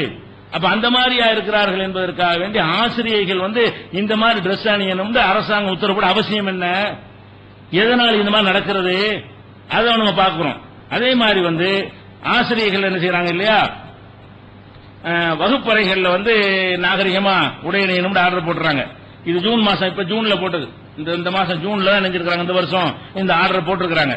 அதே மாதிரி வந்து ஆசிரியர்கள் வந்து சுற்றுலா போவாங்க. ஆசிரியர்கள் என்ன செய்வாங்க, மாணவி பிள்ளை எல்லாம் கூட்டிக்கிட்டு சுற்றுலா, கல்வி சுற்றுலா என்ன செய்வாங்க, பல ஊர்களுக்கு ஊட்டி கொடைக்கானல் போவாங்க. போகும்போது எதுக்கு போறது? பேர் கல்வி சுற்றுலா. கல்வி சுற்றுலால என்ன அர்த்தம்? இந்த சின்ன பிள்ளைங்களுக்கு வந்து பள்ளிக்கூடத்தில் படிச்சு கொடுக்கறதை விட கண்ணால காட்டி நிறைய படிச்சு கொடுக்கலாம். அதான் கல்வி சுற்றுலாங்கிறது. இதான் யானை, இதான் தோட்டமத்தை ஊட்டி இப்படி பாத்தீங்களா, இந்த கிளைமேட் என்ன, என் உயரத்தில் இருந்தால் என் கிளை கூலா இருக்கிறது, இப்படிங்கிற மாதிரி விஷயங்களை எல்லாம் காட்டி என்ன செய்யறது, சொல்லிக் கொடுக்கிறது. அதுதான் கல்வி சுற்றுலாங்கிறது. சுற்றுலாவும் இருக்கணும், அதுல வந்து எஜுகேஷனுக்கு கல்வி கிடைக்கணும். இதுக்காக வேண்டி மாணவர்கள்ட்ட என்ன செய்யறது, அழைச்சிட்டு போகும்போது டீச்சர் ஆசிரியை சேர்ந்தான் போவாங்க. எல்லாரும் ஆசிரியர்களும் போவார்கள், ஆசிரியைகளும் போவார்கள். பள்ளிக்கூடத்தில் வர்ற கவர்ச்சியை விட அதிக கவர்ச்சியோட தான் கிளம்புவாங்க. கிளம்பும்போது கல்வி சுற்றுலா கிளம்பும் போது எப்படி கிளம்புறது? அது என்னமோ ஒரு பொண்ணு பார்க்க வந்தா எப்படி போவாங்களோ, அது மாதிரி ஒரு பொண்ணு அலங்கரிச்சுட்டு போவாங்களோ, அந்த மாதிரியான அலங்காரங்களோட கவர்ச்சிகளோடையும் அடுத்தவர்களுக்கு இருக்கிற மாதிரியும் போய் கொண்டிருந்தார்கள். இதுல என்ன நடக்கிறது? அங்க போய் இந்த ஆசிரியைகள் சல்லாபம் பண்ணி அதை மாணவர்கள் செல்போன்ல படம் பிடிச்சி அதை கொண்டாந்து இங்க கொடுத்து பெரிய போராட்டம் நடந்து பஞ்சாயத்து ஆகி போச்சு. ஆசிரியர் கல்வி சுற்றுலாவுக்கு போயிட்டு நீங்க போய் அதை பூங்காவுக்கு போங்கடான்னு சொல்லிவிட்டு இவங்க வேற பக்கம் போயிடுறது. இதுக்கெல்லாம் வந்து இந்த மாதிரி செலவு பண்ணி அதை சில பசங்க செல்போன் தான் இருக்கு இந்த காலத்துல, அதை போட்டா எடுத்து பரப்பி விட்டு நெட்ல எல்லாம் போட்டு பெரிய கம்ப்ளைண்ட் ஆகி வீட்டுக்கு திரும்பி வந்து இந்த மாதிரிலாம் சொன்னவன அந்த குடும்பத்தாரெல்லாம் சேர்ந்து அந்த ஆசிரியர் வீட்டுக்கும் போராட்டம் பண்ணி பஞ்சாயத்து நாரி போச்சு தமிழ்நாடு. இதுக்கு பிறகு நினைஞ்சாங்க, கல்வி சுற்றுலா செல்லக்கூடியவர்கள் என்ன செய்யக்கூடாது, பெண்கள் கவர்ச்சிகரமான ஆடை அணிந்து செல்லக்கூடாது, அரசாங்கம் உத்தரவு போடுது. அதான் அந்த உத்தரவு போட்டு எப்படி செயல்படுத்த முடியும் அல்லாஹ்வுக்கு தெரியும். ஆனா எதுக்கு நான் சொல்றேன், காரணம் தான் விளங்குறாங்கல்ல, உள்ளுக்குள்ள இருக்குது, உள் மனசு ஒத்துக்கிறது எது, இது சரியில்லை. ஆனா சொல்ல முடியல, எப்படி சொல்றது, இஸ்லாம்னு சொல்லிடுவாங்களோ, மதுராஜனத்துக்கு எதிர்ப்பு தெரிவிச்சமா எதிர்ப்பு வந்துடும் பயந்து கொண்டு அப்படி சொல்லியும் சொல்லாம பட்டும் படாம ஒரு அளவுக்கு என்ன செய்யறாங்க, மாறிட்டு வர்றாங்க. நாங்க ஏன் மாறிட்டு வர வேண்டிய தேவையே இல்லை. இன்னும் சொல்ல போனால் நம்ம கண்ணால பாக்குறோம், 1980களில் பாத்தீங்கன்னு சொன்னா இந்த தமிழ்நாட்டை எடுத்துக்கொள்வோம், பெண்கள் முஸ்லீம் பெண்கள் பல ஊர்களில் ஹிஜாபே கிடையாது, சும்மா சேலோட தான் போவாங்க. நம்ம வந்து பின்வாங்கிட்டு போயிடலாம், அவங்க தான் மாறிட்டு வர்றாங்க. நம்ம என்ன செய்யறோம், மார்க்கம் அறியாம ஹிஜாப் இல்லாம சேலை எங்க ஊர் தொண்டி ராமநாதபுரம் டிஸ்ட்ரிக்ட் எல்லாம் போனீங்கன்னா யாருமே ஹிஜாபை பேண மாட்டாங்க. நாங்கெல்லாம் சிறுவர்களா இருக்கக்கூடிய காலத்தில் என்ன செய்ய மாட்டாங்க, வெறும் சேலையோட தான் நடமாடுவாங்களே தவிர மற்றபடி வேற இருக்கக்கூடிய அந்த மாதிரியான ஆடைகள்லாம் கிடையாது. இப்ப போய் பார்த்தா ஒரு ஆள் கூட சேலையோட நடமாடுற பார்க்க முடியல. 20 வருஷத்துல அப்படி ஒரு யுகப்புரட்சி நடந்த மாதிரி இதான் கரெக்ட்னு பெண்களை விளங்கி என்ன செய்யறாங்க, அதுக்கெல்லாம் மாறிக்கிட்டு இருக்கிற காட்சியெல்லாம் பார்க்கிறோம். அப்ப இங்க இருந்து பின்தங்கி இருந்தவங்க கூட கரெக்டான மார்க்கத்தை நோக்கி வந்து கொண்டிருக்கிறார்கள். ஹிஜாப் அணியாத பெண்கள் கூட என்ன செய்யறாங்க, இதான் நமக்கு சேஃப்டின்னு விளங்கி நடக்கக்கூடிய இதை பார்க்கிறோம். அங்க என்ன நடக்கிறது, அவங்க மாறிட்டு வர்றாங்க, அவங்க என்ன செய்யறாங்க, இதை நோக்கி மாறுறாங்க. அப்ப எதை மாத்தனே, இங்க இருந்து ஒருத்தம் கூட மாறி வரல, மைனஸ் ஆயிட்டு வரல, விளங்க அதிகரித்துக் கொண்டிருக்கிறார்கள். மார்க்க விளங்காத ஒரு காலம் இருந்தது. இஸ்லாம்னா என்னன்னு தெரியாம சும்மா ஒரு கண்டதே காட்சின்னு வாழ்ந்துகிட்டு இருந்தாங்க ஒரு காலம். இன்னைக்கு ஏகத்துவ எழுச்சிலாம் வந்த பிறகு புரிந்த பிறகு என்ன செய்யறாங்க, இதுதான் பெண்களுக்கு சேஃப்டி பாதுகாப்பு இருக்குன்னு விளங்கி முன்னேறி கொண்டிருக்கிற காட்சியை பார்க்கிறோம். அது மாத்திரம் இல்லாம என்ன செய்யறாங்கன்னு கேட்டா, அந்த ஆசிரியர்கள் போகும் பொழுது அவங்க தனியாக இருக்கக்கூடாது, ஒரு டீமோட தான் இருக்கணுமா. ஆசிரியர்கள் மாணவர்கள் அந்த மாணவிகள் ஒரு டீமோட தான் இருக்கணும். டீமோட இருந்தா என்ன ஆயிரும், நீ அங்க போ நான் இங்க போக முடியாதுல்ல, பசங்களை நாங்க அனுப்பி விட்டுவிட்டு ரெண்டு பேரும் வேற பக்கம் போற விளையாட்டு நடக்காது. அதனால அந்த மாணவிகளோடவே என்ன செய்யணும், ஆசிரியர்கள் மாணவிகளோட ஒரு டீமா உட்காந்துக்கணும். 25 பேருக்கு ஒரு ஆசிரியர், உங்களோட நீ கடைசி வரைக்கும் இருக்கணும். 25 மாணவர்களுக்கு ஒரு ஆசிரியர், நீ அந்த மாணவனோட தான் இருக்கணுமே தவிர அவனை தனியாக அனுப்பி விடக்கூடாது. அப்படின்னா என்ன, படுக்கிறது தங்குறது எல்லாம் இப்படிதான் ஆக்கிவிட்டாங்க, சட்டம் போட்டாங்க. இந்த சட்டம் எப்படி நடைமுறைப்படுது, எவ்வளவு கண்காணிக்கிறான்னு தெரியாது. ஆனா எதுக்கு இதை சொல்ல வர்றோம்னு கேட்டா, இது ஃபெயிலியரா தான் ஆயிரும். ஒழுங்கா தெளிவான ஒரு சட்டம் போட்டாலும் ஒர்க் அவுட் ஆகும். ஆனா உணர்வு, அவங்களுடைய உணர்வு எதுக்காக இந்த சட்டம் போடுறாங்க அதான் கேள்வி. ஏன் இப்படி போடுறாங்க, இந்த மாதிரி பெண்கள் அணியிறது ஆணை பாதிக்குதுங்கிற அர்த்தம் இருக்கா இல்லையா? இந்த சட்டத்துடைய மீனிங் பொருள் என்ன, பெண்கள் ஒரு மாதிரி ஆடை அணிந்து வந்தால் கூட இருக்கிற ஆண்கள் சபலப்படுகிறார்கள், அதனால் பாதிப்பு ஏற்படுகிறது என்பதை உணர்ந்து தமிழ்நாடு அரசாங்கமே இந்த ஒரு ஆர்டரை பண்ணக்கூடிய காட்சியை பார்க்கிறோம். அதே மாதிரி இன்னொரு விஷயம் என்னன்னு கேட்டா, வீக்னு ஒரு பத்திரிகை இருக்கிறது. வீக்னு சொல்லி ஆங்கில பத்திரிகை, ரொம்ப பிரபலமான ஒரு பத்திரிகை. அந்த பத்திரிகையில் என்ன செய்யறாங்கன்னா, ஒரு தனியா ஸ்பெஷல் ஒரு ஆர்டிகல் ஒன்று போடுறாங்க. என்ன ஆர்டிகல் சொன்னா, வெளிநாடுகள்ல இருந்து வந்து இங்க தங்கி படிக்கக்கூடிய மாணவிகள், வெளிநாட்டு பெண்கள் இந்த நாட்டில் படிக்குவாங்க. எதுக்குன்னா கல்வி ரொம்ப உயர்வுங்கிறதுக்காக படிக்க வர்றதில்ல, காசு கம்மிங்கிறதுக்காக படிக்க வர்றாங்க. இங்க அப்படி சிறந்த கல்வினா நம்ம கொடுத்துடல, அவங்க நாட்டில் நல்ல நல்ல கல்விலாம் இருக்குது. அங்க 1 கோடி ரூபாய்க்கு படிக்கிற கல்வி என்ன செய்யலாம், 10 லட்சம் ரூபாய் படிச்சு போடலாம். அந்த மாதிரியான ஒரு வித்தியாசத்தை கருதி என்ன செய்யறாங்க, நிறைய பேர் நம்மளோட டாக்டர் படிக்கிற ரஷ்யாவுக்கு போற மாதிரி தான் நிறைய பேர் ரஷ்யாவோட டாக்டர் படிக்க போறாங்க. எதுக்காக வேண்டி, கம்மியான காசு. அப்ப கம்மியான காசு என்பதற்காக ரஷ்யாவுக்கு படிக்க போற மாதிரி வெளிநாட்டிலிருந்து வர்றவங்களுக்கு நம்ம நாட்டில் குறைந்த, நம்ம நாட்டுக்கு தாங்க முடியாத கட்டணமா இருக்கு. அது ஒரு விஷயம். அவனுக்கு கம்பேர் பண்ணும்போது கம்மியா தெரியுது. பல கோடிகள் செலவழிக்கும் போது அது கம்மியா, நமக்கு தாங்காது. கட்டணம் நியாயம் அர்த்தம் வச்சுக்கிறாங்க. இது நம்ம நாட்டு வருமானத்துக்கு ஏற்ற கட்டணம் இல்லை, கூடுதலா தான் இருக்கு, தாங்க முடியாது. கல்விக்கு தான் பிச்சை தெரியுறாங்க, அந்த அளவுக்கு மோசமாக இருக்கு. ஆனா அவன் கம்பேர் பண்ணி பார்க்கும் பொழுது இது கொஞ்சம் கம்மியா இருக்கு என்பதற்காக வேண்டி அங்கிருந்து மாணவிகள் படிக்கிறாங்க. படிச்சா அந்த மாணவிகள் ஒரு 4 பேர்த்த பேட்டி எடுத்து, படத்தோட பேட்டி எடுத்து அந்த பத்திரிகையில் போடுறான். என்ன பேட்டி எடுத்து, அந்த மாணவிகள் சொல்றாங்க, இந்த நாட்டில் வாழ முடியல, வெளியே நடமாட முடியல, நாங்க ஒரு ஆண்கள் ஒரு மாதிரியா இடிக்கிறதும் பிடிக்கிறதும் பலவிதமான சேட்டைகள் பண்ணுவதும், பஸ்ல ஏற முடியல, ட்ரெயின்ல ஏற முடியல, கடத்தருவுல நெரிசலான ஒரு தெருவுல நுழைஞ்சு போக முடியல, ஒரு பஜாருக்கு போக முடியல, ரொம்ப ஒரு நெருப்பில் நடக்கிற மாதிரி இங்க உள்ள ஆண்கள் என்ன செய்யறாங்க, சீரழிஞ்சு இருக்கிறாங்க, எங்களுக்கு எந்த ஒரு பாதுகாப்புமே இல்ல அப்படின்னு சொல்லி அவங்க சொல்லிவிட்டு, அப்புறம் தான் நாங்க யோசிச்சோம். என்ன யோசிச்சோம்னா, முழு உடலையும் மறைக்கக்கூடிய ஆடை அணிஞ்சு போய் பார்ப்போமே என்று நாங்கள் என்ன செஞ்சோம், யோசனை செஞ்சு நடக்க ஆரம்பிச்சோம். அதே பஸ்ல ஏறுறோம், அதே ட்ரெயின்ல ஏறுகிறோம், புர்கா போட்டு, புர்காங்கிற அந்த கலர்ல இல்லாம முகமும் கையை தவிர மற்ற எல்லாம் மறைக்கப்பட்டிருக்கிறது. அந்த மாதிரி ஆடையோட அந்த படமும் அந்த வீக் பத்திரிகையில வந்திருக்கிறது. அந்த நியூஸை நம்ம உணர்வு ஆராய்தல் இந்த படத்தோட வெளியிட்டு இருந்தோம். அப்ப அந்த மாதிரியான ஒரு அந்த பெண்கள் பேட்டி கொடுக்குறாங்க. என்ன கொடுக்குறாங்க, இந்த மாதிரி போட்ட உடனே அதே நான் தான் போறேன், நேற்று என்னை பிடிச்சிக்கிட்டு அன்னைக்கு என்ன செய்யணும், கண்டுக்கலாம் நினைக்கிறான். அப்ப என்ன விஷயம், இந்த ஆடை தான் தூண்டுதுங்கிறது இந்த 4 பெண்களும் பேட்டி கொடுக்கறாங்க. நாங்கள் இந்த ஆடையை அணிவதற்கு முன்னால் எங்களை பலவிதமாக காமச்சேட்டையில் பார்த்தார்கள், சீண்டினார்கள், அதுக்கு மேல அர்த்தம் கற்பித்துக் கொண்டார்கள். இந்த பெண் ஒரு மாதிரியா வருதுன்னு சொன்னா இவர் நமக்கு படிஞ்சிருவா அப்படின்னு நினைக்கிறான். நம்ம என்ன வேணாலும் செய்யலாம், அதுக்கு உரிய ஆள் தான் சொல்லி என்ன செய்யறான், இவன் நினைக்கிறான். அதே நேரத்தில் நாங்க இந்த மாதிரி போகக்கூடிய நேரத்தில் இவன் இந்த மாதிரி போத்திக்கிட்டு போறாலே இவன் நெருங்க முடியாது, வேற மாதிரி விபரீதமாயிரும் நினைக்கிறானோ, அல்லது அந்த கவர்ச்சியா இருக்கக்கூடிய தன்மை இருக்கணுமா இல்லையா, அந்த தன்மை வெளியே தெரியலையோங்கிற காரணத்தினாலேயோ அதுல எங்களுக்கு அவ்வளவு சேஃப்டியா இருக்கிறது, பயமற்று போய் வர்றோங்கிறாங்க. ஒரே நாடு, ஒரே சட்டம், ஒரே மாணவிகள் தான், ஒரே காலகட்டம், 1 மாசம் முன்ன பின் அவ்வளவுதான். அப்ப போன மாசம் வரைக்கும் இப்படி சேட்டை பண்ண, இந்த மாசம் பண்ணலன்னு சொன்னா என்ன அர்த்தம், ஆடை பாதுகாக்குதா இல்லையா? இந்த பாதுகாப்புக்காக வேண்டி சொன்னால் பெருமைப்படணும். இந்த பெண்களுக்குரிய இந்த ஆடையுடைய அமைப்பை வைத்து நம்ம என்ன செய்யணும், பெருமைப்படணுமே தவிர என்ன செய்யணும், இப்படியான ஆடை அணிந்தால் பெண்களை நீங்கள் போகப் பொருளாக்குறீங்க, எப்படி உல்டா பண்றான்னு பாருங்க, வாதத்தை தலைகீழாக்கணும். இது பெண்களை போகப் பொருளாக்கணுமா. போகப் பொருள் என்ன, அவங்கள ஒரு சந்தோஷத்துக்கு மட்டும் பயன்படுத்திக்க, வேற ஒண்ணும் இல்ல, அவங்களுக்கு உரிமையற்ற அப்படின்னு ஒரு வாதத்தை வைக்கிறான். உண்மையில போகப் பொருள் என்ன, கண்டவன்லாம் பார்த்து பார்த்து ரசிக்கிறதான போக பொருள். போகம்னா என்ன? அது எவன்லாம் பார்க்கறானோ அவன்லாம் பார்த்து ரசிக்கலாம். இவன் தான் தெருவில் நடமாட விட்டு போக பொருள் மாதிரி ஆக்குறான். ஒரு பிளேடு விளம்பரமா இருந்தாலும் சோப்பு விளம்பரம் இருந்தாலும் பொம்பளை எப்படி காட்டுறான்? அந்த மாதிரி காட்டுறான். ஒரு எஸ்எம்எஸ்க்கு ஒரு பொம்பளை போய் மயங்கி ஒருத்தனோட உட்காந்துற பாக்கலாம். போன் வச்சு போன்ல எஸ்எம்எஸ் கொடுப்பாரு, பண்ணிக்கிறேன்னு பண்ண கட்டி பிடிச்சி முத்தம் கொடுத்துருவா. அப்ப இது பொம்பளை எப்படி காட்டுற? நீ ஒரு எஸ்எம்எஸ் ஓசி எஸ்எம்எஸ்க்கு நீ இடம் கொடுத்தீங்கன்னா ஆம்பளை வீழ்த்திடலாம், ஆம்பளை வண்டியில் விழுந்துருவான்னு காட்டு. இதானடா பொம்பளைய போக பொருள் ஆக்குறது. ஒரு சாக்லேட் 5 ரூபா சாக்லேட் கொடுத்து கணக்கு பண்ணிடுறான். அப்படி காட்டுவான். சாக்லேட் எப்படிப்பட்டது தெரியுமா? முதல்ல முறைச்சிக்கிட்டே போவா. இவன் என்ன பார்த்துக்கிட்டு எப்படி சாக்லேட் காட்டுவான். கட்டி பிடிப்பா. 5 ரூபா சாக்லேட். இந்த 5 ரூபா சாக்லேட்டை விற்கிறதுக்காக வேண்டி விளம்பரத்தில் எப்படி காட்டுறான்? இந்த சாக்லேட் எப்படி ருசி என்றால் ஒரு பெண்ணை வந்து உன்ட்ட காலடியில் உள்ள வச்சிரும் அப்படிங்கிறான். அப்ப இது பெண்ணுக்கு கேவலமா. இதுல கண்டிக்கணும். எது போக பொருளுங்கிற? இது அப்பட்டமான போக. இதுக்காண்டு ஒரு பெண்ணு போறான்னு சொன்னா கேவலமா செருப்படுத்து அடிக்கணுமா இல்லையா? எல்லா பெண்களுக்கு இது கோவம் வரணுமா இல்லையா? அதை உட்காந்து ரசிக்கிட்டு இருக்கணும். எவ்வளவு பெரிய ஒரு பெண்ணுக்கு எதிரான ஒரு விஷயம். இதை பத்தி அறிவிச்சுவானா, எழுதுறானா, போராட்டம் பண்றானா? மகளிர் அமைப்புல எங்க போனாங்க? அவங்கள பெண்களை இப்படி கேவலப்படுத்துற இப்படி நாங்க இருக்கிறோம் கேட்கணுமா இல்லையா?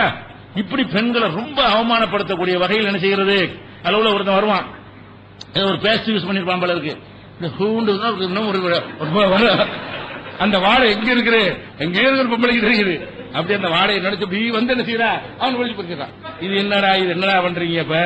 அப்ப பொம்பளைகள் எப்படி காட்டுற? இப்படி அப்ப ஒரு பேஸ்ட் வாடகைக்கா வண்டி பொம்பளை இழுத்து போடலாம், ஒரு சாக்லேட்டுக்கு இழுத்து போடலாம், ஒரு இப்படி எல்லாம் ஒரு செல்போனை கொடுத்து இழுத்து போடலாம். செல்போனை கொஞ்ச நேரம் பேசுறது கொடுத்து கனெக்ட் பண்ணிடலாம். இப்படி எல்லாம் அதுக்கு ஒரு ஆபாச ஆடையோட வர அதை காட்டும் போது கூட அவளை ஒரு ஆபாசமான ஒரு ஆடையோட காட்டி இப்படிலாம் பண்றீங்களே. இது வந்து போக பொருளா? அது போக பொருளா? யோசிச்சு பார்க்க வேண்டும். பெண்களுடைய ஆடைகள் இன்னும் சொல்ல போவதாக இருந்தால் இவங்க இதுக்கு எதிராக சொல்லக்கூடிய இந்த போக பொருளுங்கிற வாதத்தான் சொல்லுவாங்க. நீங்க வந்து எல்லா வர்த்தகத்திலையும் நீங்க பாருங்க, எந்த ஒரு விளையாட்டு எடுங்க, பள்ளிக்கூடத்தை எடுங்க, எல்லாத்திலையும் போக பொருள் ஆக்குறோம் யார்? படிக்கிறதுக்கு தான் ஆணும் பெண்ணு போறோம். ஆணு பெண்ணு போனா ஆம்பளைக்கு ஃபுல் பேண்ட் சட்டை போடுறியா? ஃபுல் பேண்ட் சட்டையும் முழுக்கை சட்டையும் போடுறியா இல்லையா? யூனிஃபார்ம் போடுறியா இல்லையா? பொம்பளைக்கு ஏன் இந்த மாதிரி போடுற? அவளுக்கு மட்டும் குட்ட போக பொருள் இல்லாம என்ன அர்த்தம் இதுக்கு? 2 பேரும் ஒரே படி படிக்க போறாங்க, ஒரே மாதிரி 2 பேரும் ஆடையை போட்டு வந்தா கூட ஓரளவு நீ அப்படி இல்லைன்னு நினைச்சுக்கலாம். ஆம்பளைக்கு பேண்ட் போட சொல்லிவிட்டு பொம்பளைக்கு நீ வந்து முட்டுக்கால் வரைக்கும் போட்டுட்டு வான்னு சொல்லி ஒரு பள்ளிக்கூடத்தில் 2 பேரும் போகுது பாக்குறோம். ஒரு பள்ளிக்கூடத்தில் உட்கார்ந்து இருக்கிற காட்சியை பாக்குறோம். இப்ப நீ யாரை எப்படி பாக்குற? ஆம்பளைய வந்து வேற மாதிரியும் பொம்பளைய போகமா வந்து பாக்குற. பொம்பளை உட்காந்து ரசிக்கணும், தொடைய பார்க்கணும், புத்து பார்க்கணும். அதை தவிர வேற என்ன நோக்கம் உனக்கு இருக்கும்? கிரிக்கெட் விளையாடுறான், கிரிக்கெட் ஆம்பளை கிரிக்கெட் பாத்துருக்கீங்க, பொம்பளை கிரிக்கெட் பாத்துருக்கீங்க. அப்ப பொம்பளை கிரிக்கெட்டுக்கு ஆம்பளை ஒரே மாதிரி ட்ரெஸ்ஸா இருக்குது. டென்னிஸ் விளையாடுறான், அந்த டென்னிஸ் விளையாட என்ன செய்யறது? ஆம்பளையாச்சும் இந்த பெரும்புலா போட்டுருக்கான், முட்டு போட்டுருக்கான். ஆம்பளைக்கு அந்த டென்னிஸ் விளையாட என்ன செய்வான்? முட்டுக்கால் வரைக்கும் போட்டிருப்பான். பொம்பளைக்கு டென்னிஸ் ஆட என்ன இவ்வளவு, அது குனியாமலே தட்டி தெரியும், நின்றாலே தெரியும். இப்படி காட்டுறான். இதை போய் பாக்குறாங்க எதுக்காக வேண்டி? அப்ப நீ ஒரு விளையாட்டு விளையாண்டாங்கன்னா அந்த விளையாட்டுல கூட பொம்பளைக்கு கம்மியான ட்ரெஸ் போடுறியா இல்லையா? அப்ப ஆம்பளைக்கு கம்மியா, ஆம்பளைக்கு அதிகமான ட்ரெஸ் போடுறான், பொம்பளை கம்மியா போறதுக்கு என்ன காரணம்? ஒரு சினிமாவை எடுத்துக்கிறது எப்படி காட்டுறான்? பொம்பளைய ஆம்பளை வந்தாருன்னா என்ன செய்வாரு? அப்படியே கட்ட கோட்டு போட்டு சூட்டு போட்டு டை கட்டி கை முடிச்சு 3 ட்ரெஸ் போட்டு போறவரு. உள்ளுக்குள்ள ஒரு பணியனை போட்டு, அப்புறம் ஒரு சட்டை போட்டு, அப்புறம் கோட்டை ஒண்ணு போட்டு, அப்புறம் கை வரைக்கும் போட்டி, இவ்வளவு இருக்குமா அவரை காட்டி ஒண்ணுமே தெரியாது. ஒரு ஆம்பளைக்கு என்ன தெரியும்? மூஞ்சி தான் தெரியுது. சினிமாவில் பாத்தீங்கன்னா ஒரு ஆம்பளையோட முகம் தான் தெரியுது, அதிகபட்சமா கை தெரியுது, மீதி உள்ள ஒண்ணுமே தெரியல. கீழே பாத்தீங்களா? தெரியுதா? தொட தெரியுதா? முட்டுக்கால் தெரியுதா? பாதம் கூட தெரியாது. அவ்வளவு கீழே எதையும் பேண்ட போட்டு விட்டுறாங்க. ஒரு ஆம்பளை நீ அப்படி காட்டுற. சரி, அந்த ஆம்பளைக்கு தோடியா காட்டுற, பொம்பளை எப்படி காட்டணும்? ஒரு டான்ஸ் ஆடினா கூட ஆம்பளை இப்படி தான் ஆடுவாரு. பொம்பளை எப்படி ஆடுவா? அவளுக்கு இங்க புறம் தெரியும், முதுகுல முக்காவாசி தெரியும், இங்கனுக்குள்ள தெரியும், தொடை கீழே தெரியும். அவ ஆடுறதுனால இன்னும் அதிகமாக தெரியும். இதுல என்ன அர்த்தம் விளங்குறது? எல்லாருமே பொம்பளைய வந்து ஏதோ ஒரு பொருள் மாதிரியும், ஆம்பளைய பார்த்து ரசிக்கணும், கண்டமனு பார்த்து ரசிக்கிறது தான் அதுக்கு தான் அவர்கள் படைக்கப்பட்டாலும் நீ நினைக்கிற, நாங்க நினைக்கிறோமா?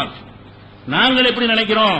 ஒரு பெண்ணை வந்து ஒரு வாழ்க்கை துணையா ஏற்றுக்கொண்டு சமமாக கொடுத்து அவ வந்து நாங்களும் குடும்பத்தில் ஒரு ஆளா ஏற்றுக்கொண்டு மரியாதையை கொடுத்து அவளை நாங்கள் சந்தோஷப்படுத்தி அவள் மூலமா நாங்கள் இப்படி நாங்கள் எங்களுடைய வாழ்க்கை முறை, இஸ்லாமிய வாழ்க்கை முறை இருக்கிறது. நீ என்ன பண்றேன்னு கேட்டா ஒவ்வொரு பொம்பளையும் ஒவ்வொரு ஆம்பளையும் விருந்து படைக்கணும்னு நினைக்கிறேன். அவருடைய உடலால் விருந்து படைக்கணும், அவருடைய கவர்ச்சியால் விருந்து படைக்கணும், ஒவ்வொருத்தரும் பார்த்து ரசிக்கணும். அது வந்து ஒரு பொருளாக, ஒரு பொருள் மாதிரி அதனால கற்பழிக்கிறான். அவள் உணர்வுள்ள ஒரு ஆள் மாதிரி நினைச்சா இப்ப கற்பழிக்கிறான். அது ஒரு மெட்டீரியல் தான். கீழே ஒரு தங்க கட்டி கிடந்தா தூக்கிட்டு போக அது மாதிரி நினைக்கிறான். எதனால கற்பழிக்கிறான்? ஒரு தங்க கட்டி கீழே கிடந்தா தூக்கிட்டு ஓட ஆசைப்படுவீங்களா இல்லையா? அது மாதிரி ஒரு மெட்டீரியல் நினைக்கிறான் பொம்பளைய. மெட்டீரியல் நினைக்கிறது காரணம் என்ன? நீ போற ட்ரெஸ் தான். இந்த அசிங்கமான டிரெஸ்ஸின் காரணமாகத்தான் அவ ஒரு பொருள் என்ற அளவுக்கு வந்து விட்டாள். ஒரு ஜீவன் உள்ள ஒரு உயிர் என்கிற அளவுக்கு வரவில்லை. உன்னை மாதிரி உயிர்.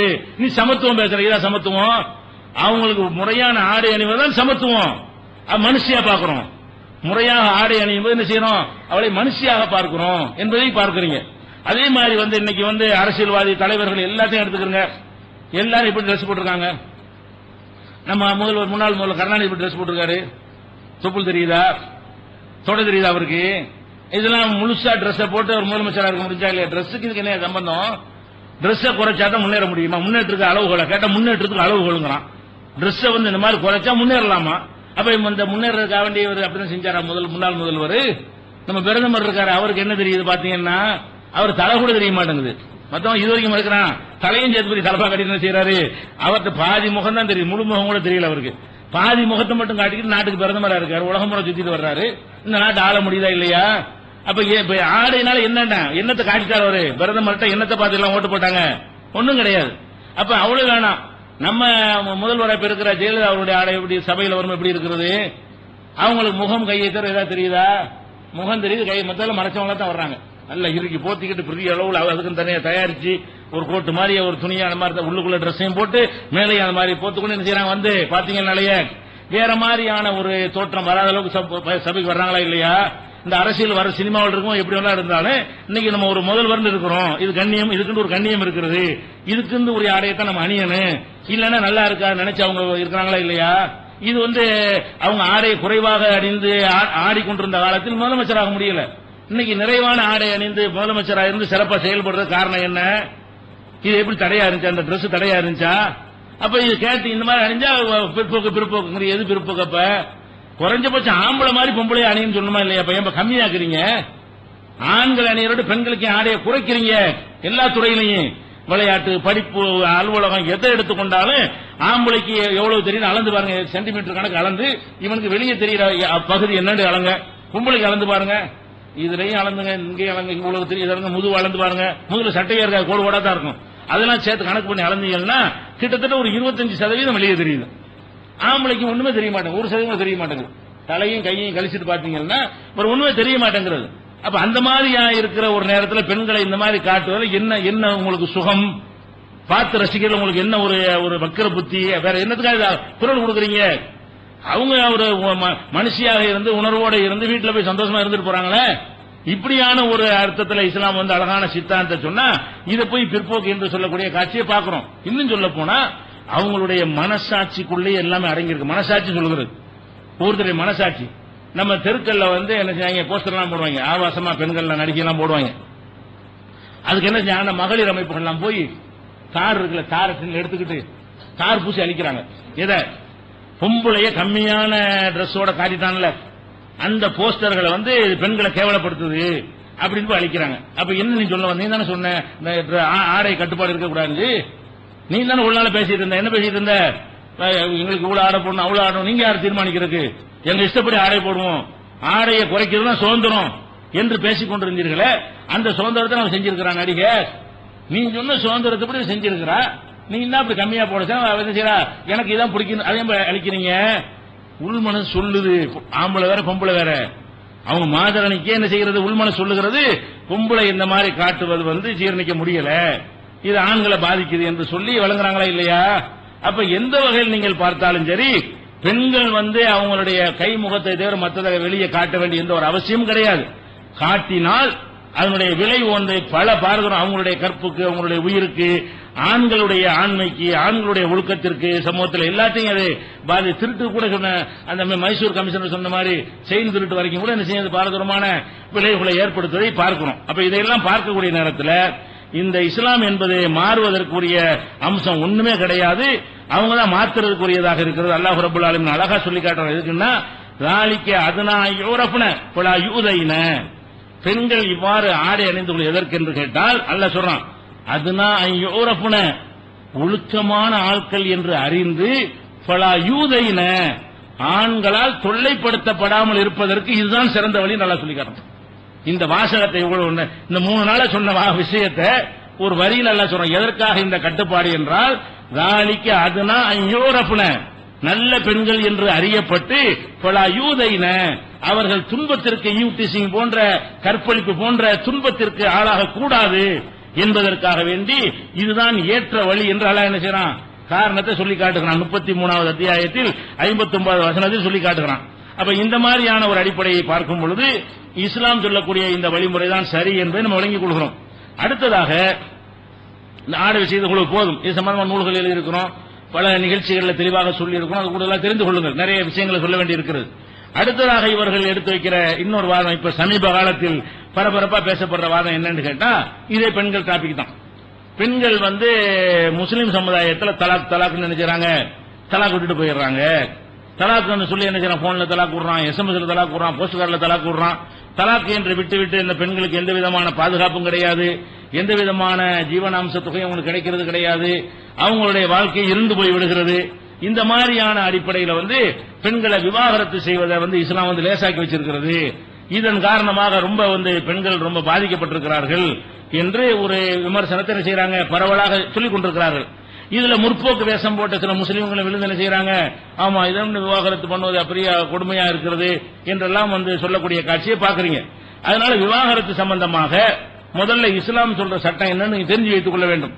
அதுக்கு பிறகு அது சரியா நீ சரியா, நீ மாறிட்டு நாங்க மாறிட்டு வர்றோமா, இந்த தலாக்கு விஷயமா இஸ்லாமுடைய விவாகரத்து சம்பந்தமா பேசுறீங்களப்பா, நீங்க எங்கெங்கெல்லாம் மாறினீங்க லிஸ்ட் இருக்கிறது. உலகமே எப்படி இஸ்லாமை நோக்கி மாறிக்கொண்டிருக்கிறது, நாங்க மாறவே இல்லை, நீ புதுசா நீ வேற சட்டம் சொல்லிக்கிட்டு தான் இருக்கிற. உன்னை அறியாமலேயே முதல்வர்களும் அதிகாரிகளும் நீதிபதிகளும் பலதரை அறிஞர்களும் தங்களை அறியாமலேயே இஸ்லாம் சொல்லக்கூடிய இதுதான் சரிங்கிறதை நோக்கி என்ன செய்யறாங்க, அந்த வார்த்தையை சொல்ல மாட்டார்கள். அந்த தலாக் என்பது விவாகரத்தில் எளிதாக இருக்கணும் என்ற கருத்தை நோக்கி வந்து கொண்டிருக்கிற காட்சியை பார்க்கணும். இப்ப இஸ்லாத்தை பொறுத்த வரைக்கும் இந்த விவாகரத்துல என்ன அதை விளங்கிக் கொள்ள வேண்டும். ஒரு ஆணும் பெண்ணும் சேர்ந்து கல்யாணம் பண்றாங்க. கல்யாணம் பண்ணாங்கன்னு சொன்னா ஒரு விருப்பத்தோட சந்தோஷமா அனைவரும் இருந்து விடுகிறார்கள். ஒரு அதிகமான மக்கள் என்ன செய்யறாங்க, 99% பேர் இவதான் என் பொண்டாட்டி இவன் தான் புருஷங்கிற அளவுல என்ன செய்யறாங்க, அதிகமான மக்கள் அப்படியே அந்த வாழ்க்கையில் இருந்துடுறாங்க. ஆனாலும் 100ல் 1 ஒரு 1000ல் 1 பிடிக்காம போயிடும். கல்யாணம் பண்ணிட்டாங்க, என்ன இந்த புருஷன் பிடிக்கவே இல்லைன்னு ஒரு பொம்பளைக்கு தெரியும்.